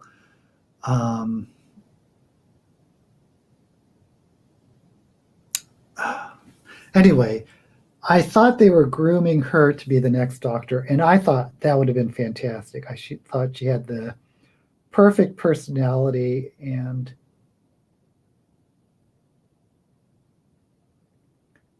skill set to be the next Doctor, but they went with someone else.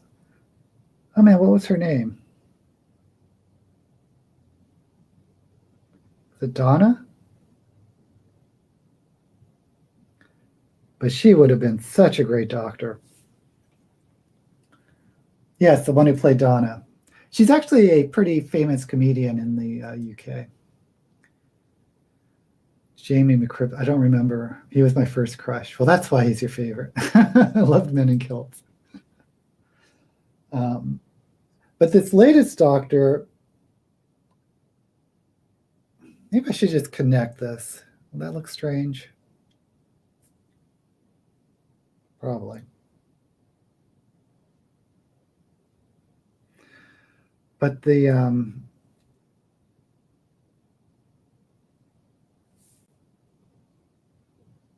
I haven't really been into her. I mean, I really wanted to like her, and it could just be the writing.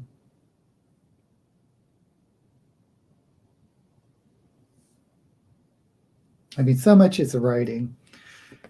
That's one of the reasons why I love the Tom Baker version, is because even though I know the special effects are so bad, and some people just cannot get over the hokey special effects, but the writing is just fantastic.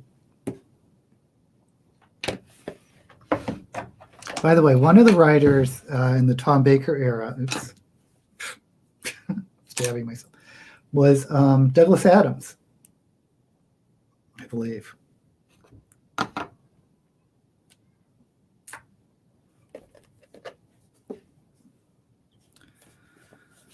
I'm getting to the point where I'm getting tired and making mistakes and don't know how to fix it. So I'm just going to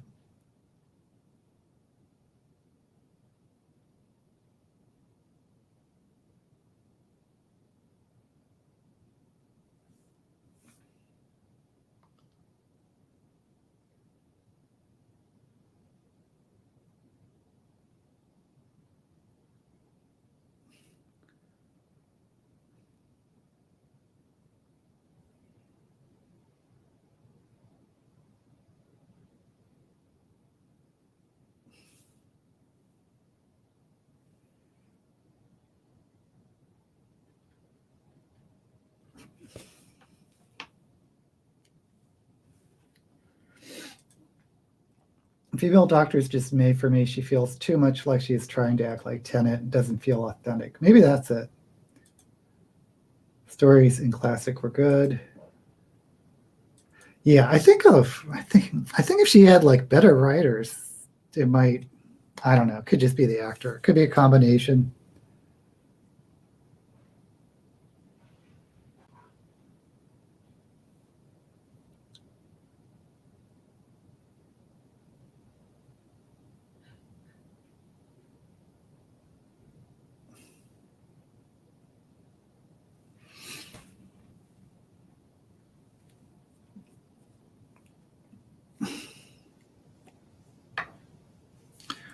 See, Romano was my favorite. Another one from the Tom Baker era was Leela.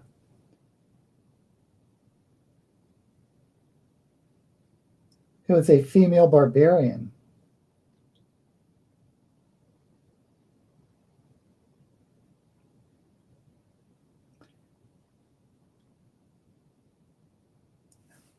And her solution to everything was, let's kill it.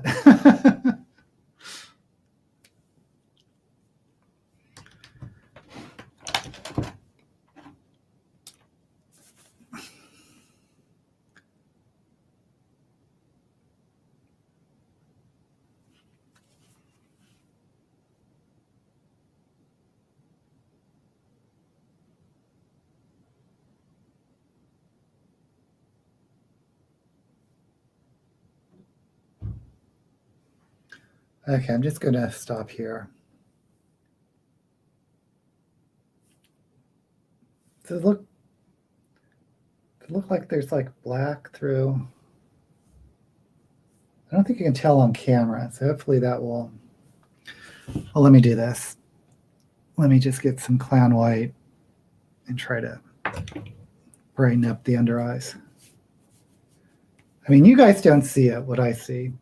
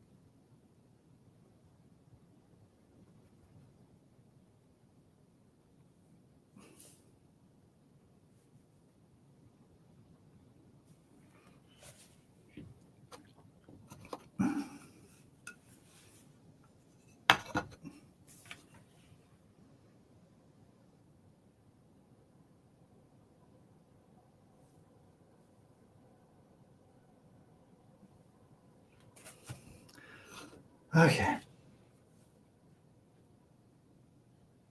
I think it's time for another companion from a different Earth. Yeah, those are always fun. Or another non-human companion. K9 was great. Jada says it looks good. Thank you.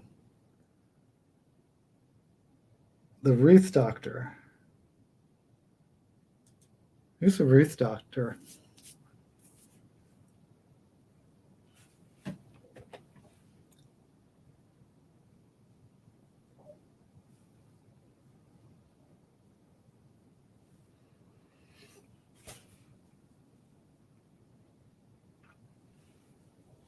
I need to put on some blush.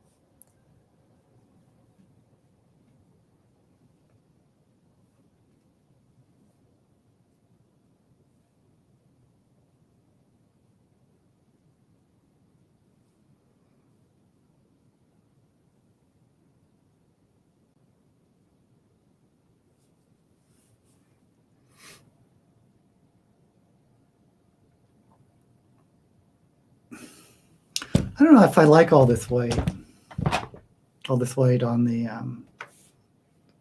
the crease.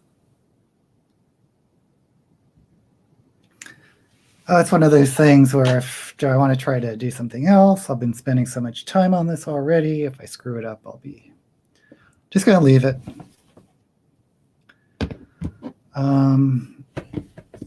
But I do want to do some lips.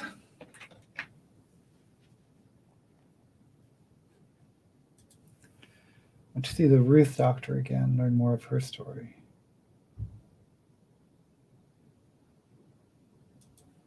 You know, I don't know who the Ruth Doctor is. I must have missed something. Because I have not been keeping up with the new storyline, that's for sure.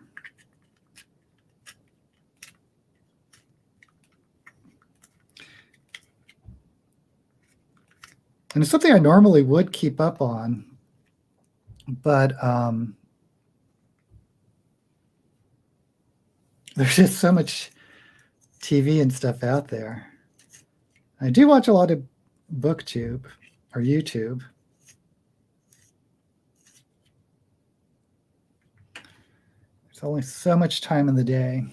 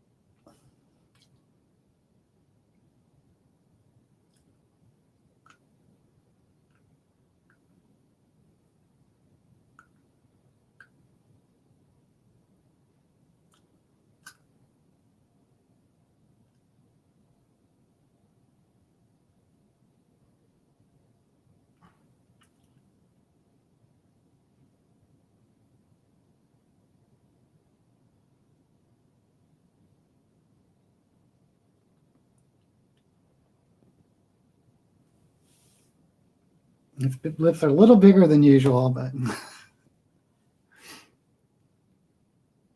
okay, so let's see.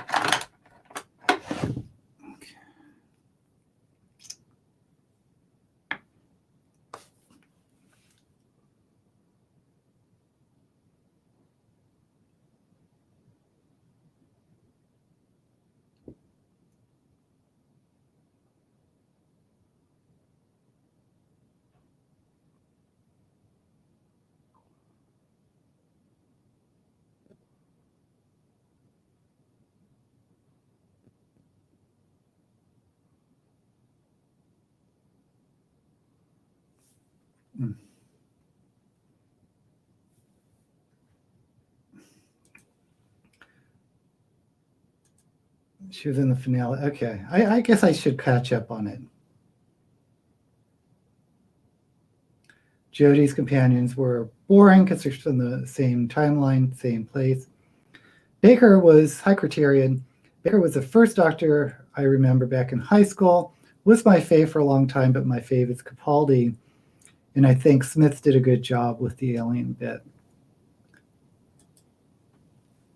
Well, I'm surprised if you started with Baker that he's not your favorite. I think he's just so fantastic.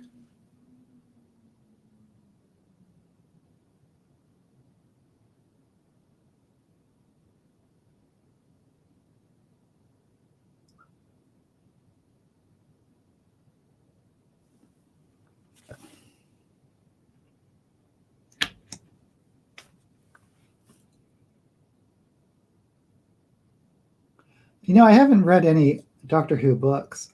I know they're out there.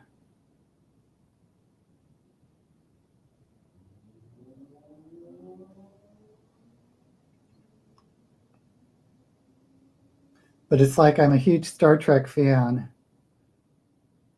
but I haven't actually read that many Star Trek books.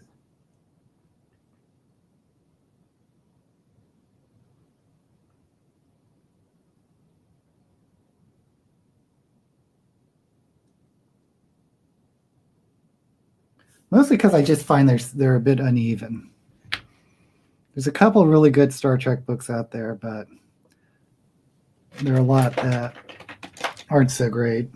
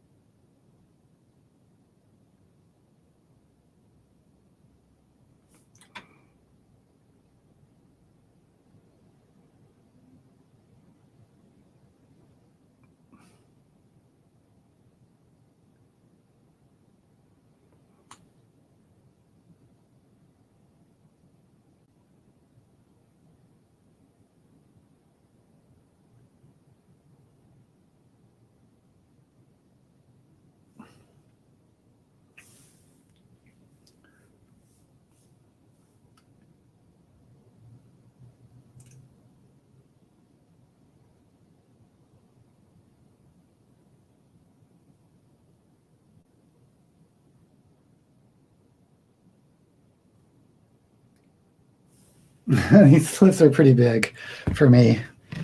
I try to put a little highlight on.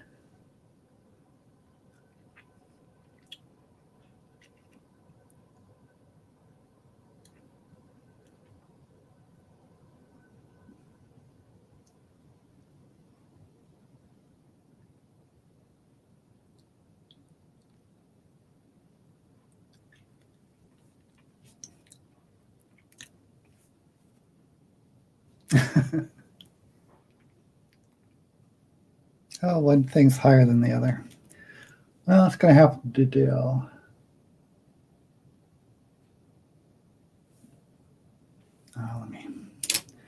Let me fix that. That's a little. Oops.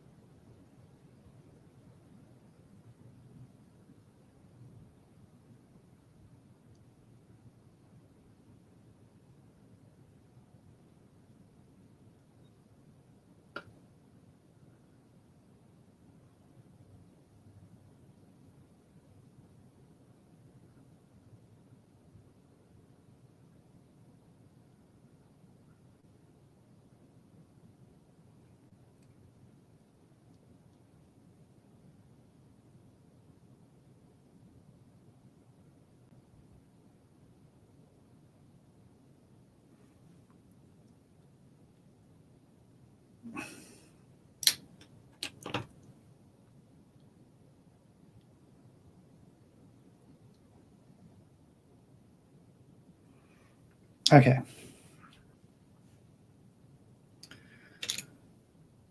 Oh boy, what a day. Looking great. Thank you. Cappuccino. Amy reads and owns a ton of Doctor Who books. They are guilty pleasures reading for me. The finale arc of the Capaldi seasons were the only time I ever cried like a baby for Doctor Who. You know those, not the season finales, but sometimes those Christmas specials kind of get me.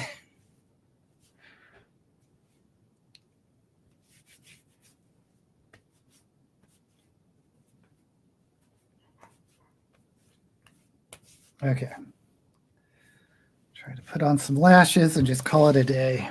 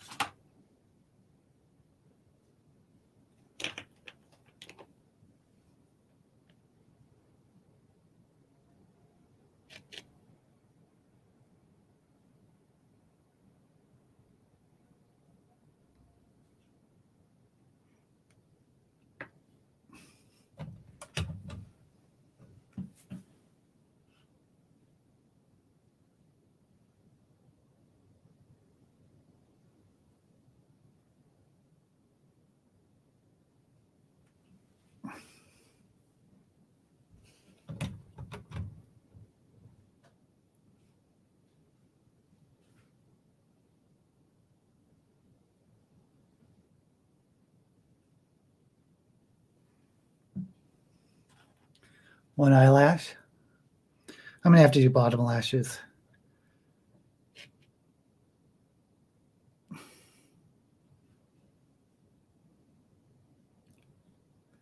was hoping I wouldn't have to, but my eyes just...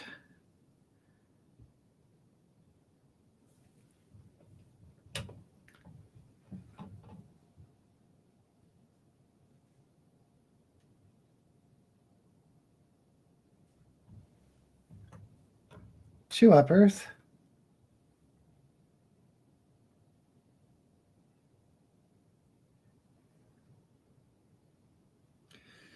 And for the lowers,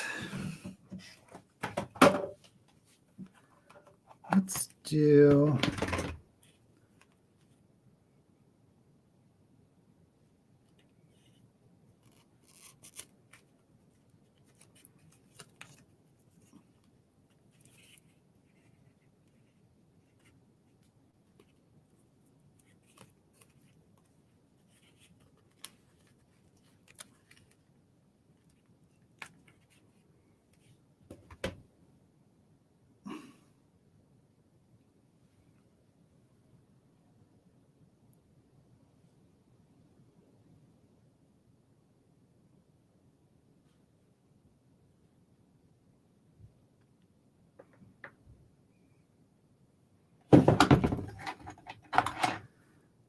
I swear I'm almost done. It's just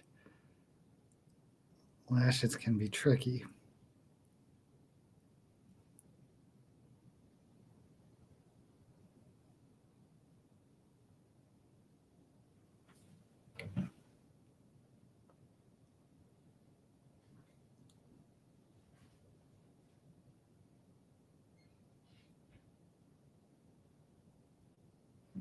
Oh, these are so tiny. Might not even see them.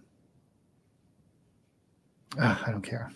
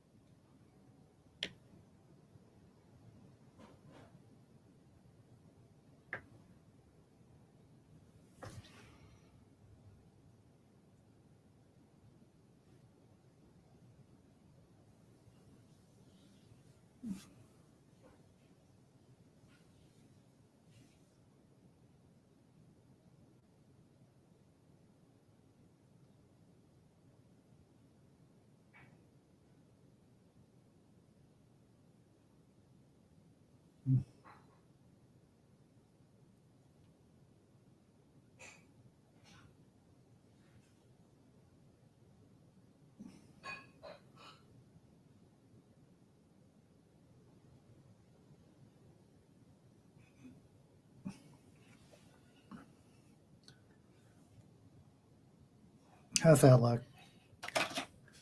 Maybe I'll change them later. They're a little for this look. Oh, I haven't done my eyebrows. God. It's always something. As usual, thank you for everyone who has stuck with me for this entire program or just partial time through this program. I know it's not very interesting watching paint dry, literally. But that's where we're at.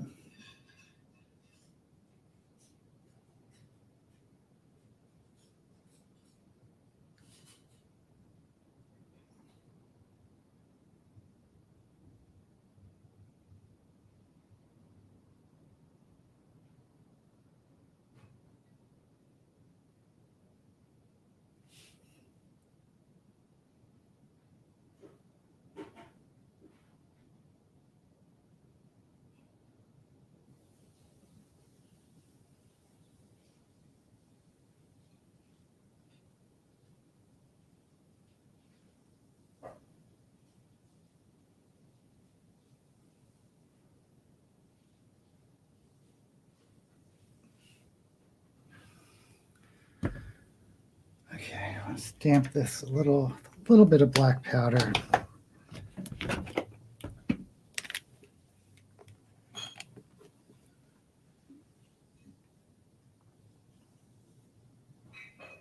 As far as Trek goes, I like Picard, but not Discovery. I haven't seen Picard yet. I need to rent CBS for a couple of months to catch up on all that. I watched the first two Discovery. Van Gogh, yeah, that was a good one, Amy. Cappuccino, Van Gogh, also like that. The guy who played the museum curator in the Van Gogh episode was in Discovery. I don't know who that is. Bill Nighy. Okay, there we go. Jaded, beautiful, thank you. Oh, thank you, Amy. Yeah, a lot of times we talk about things that are important to us, or that we enjoy talking about, but it's not always easy to find a forum where you can just talk freely about Doctor Who and Star Trek and that type of thing, unless you do something like go to a convention. By the way, I thought I was the biggest Star Trek original series generation ever because it was so important to me growing up. But then I went to a Star Trek convention and I wasn't even in the same ball league as some of the people.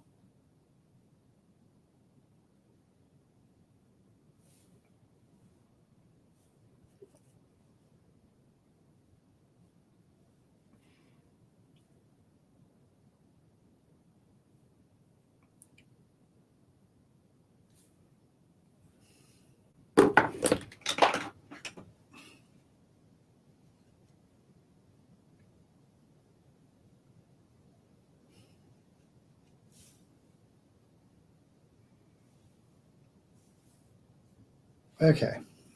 I think I'm done. I'm just going to call it quits. So I will put on a quick look.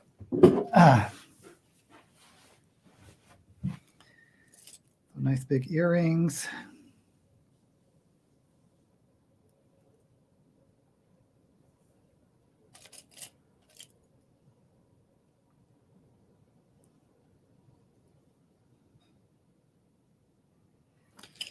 And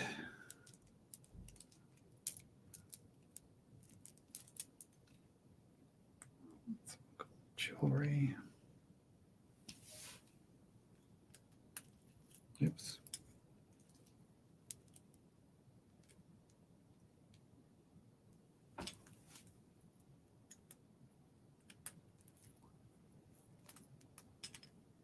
Maybe I'll put on a necklace if I can hook it.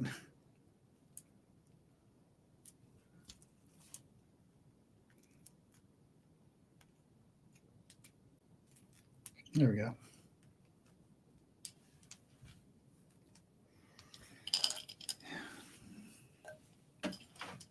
Some gloves.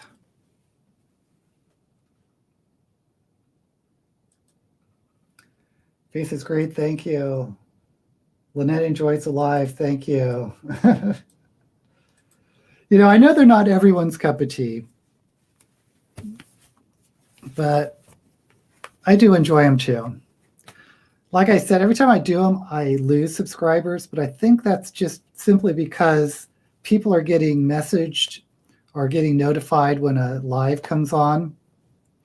And they're just people from my like really old channel that just has no interest in a drag queen or booktube. At least that's what I keep telling myself.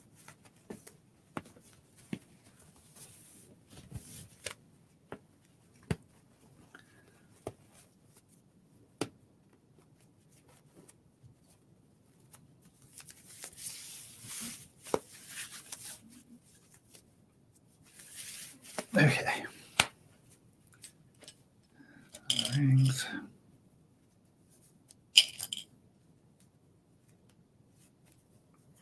And this wig I don't wear very often, but I grabbed it.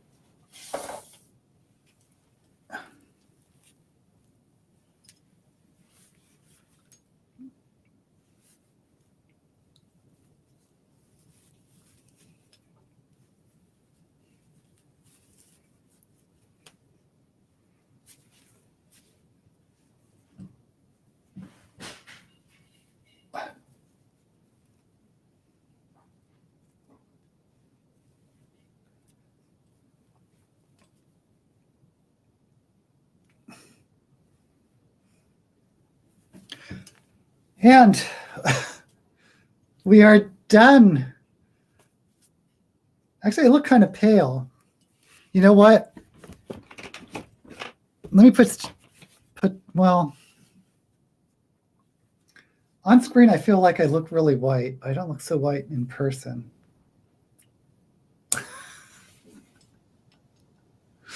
Oh, dear. Okay, this is it. This is it. This is it. I promise you, this is it. Thank you for coming. I enjoy talking about Doctor Who, Babylon 5, Heinlein, Asimov. Gosh, we covered a lot of subjects today. And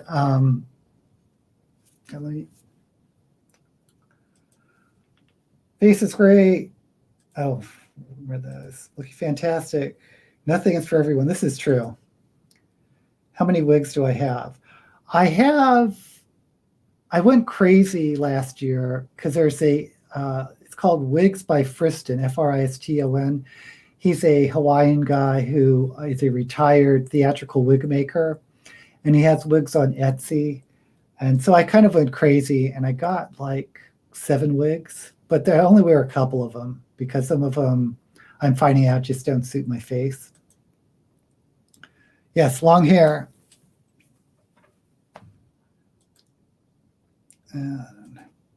Lovely, Amy, thank you. Oh, Jada likes the wig color. Selling a share look today. Yeah, I feel very gypsy. This is like my gypsy, or my hippie wig.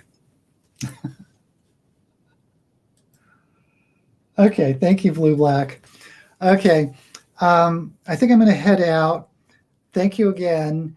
And until we meet again, may all the books you read be blessed. Goodbye, everyone. Have a great day.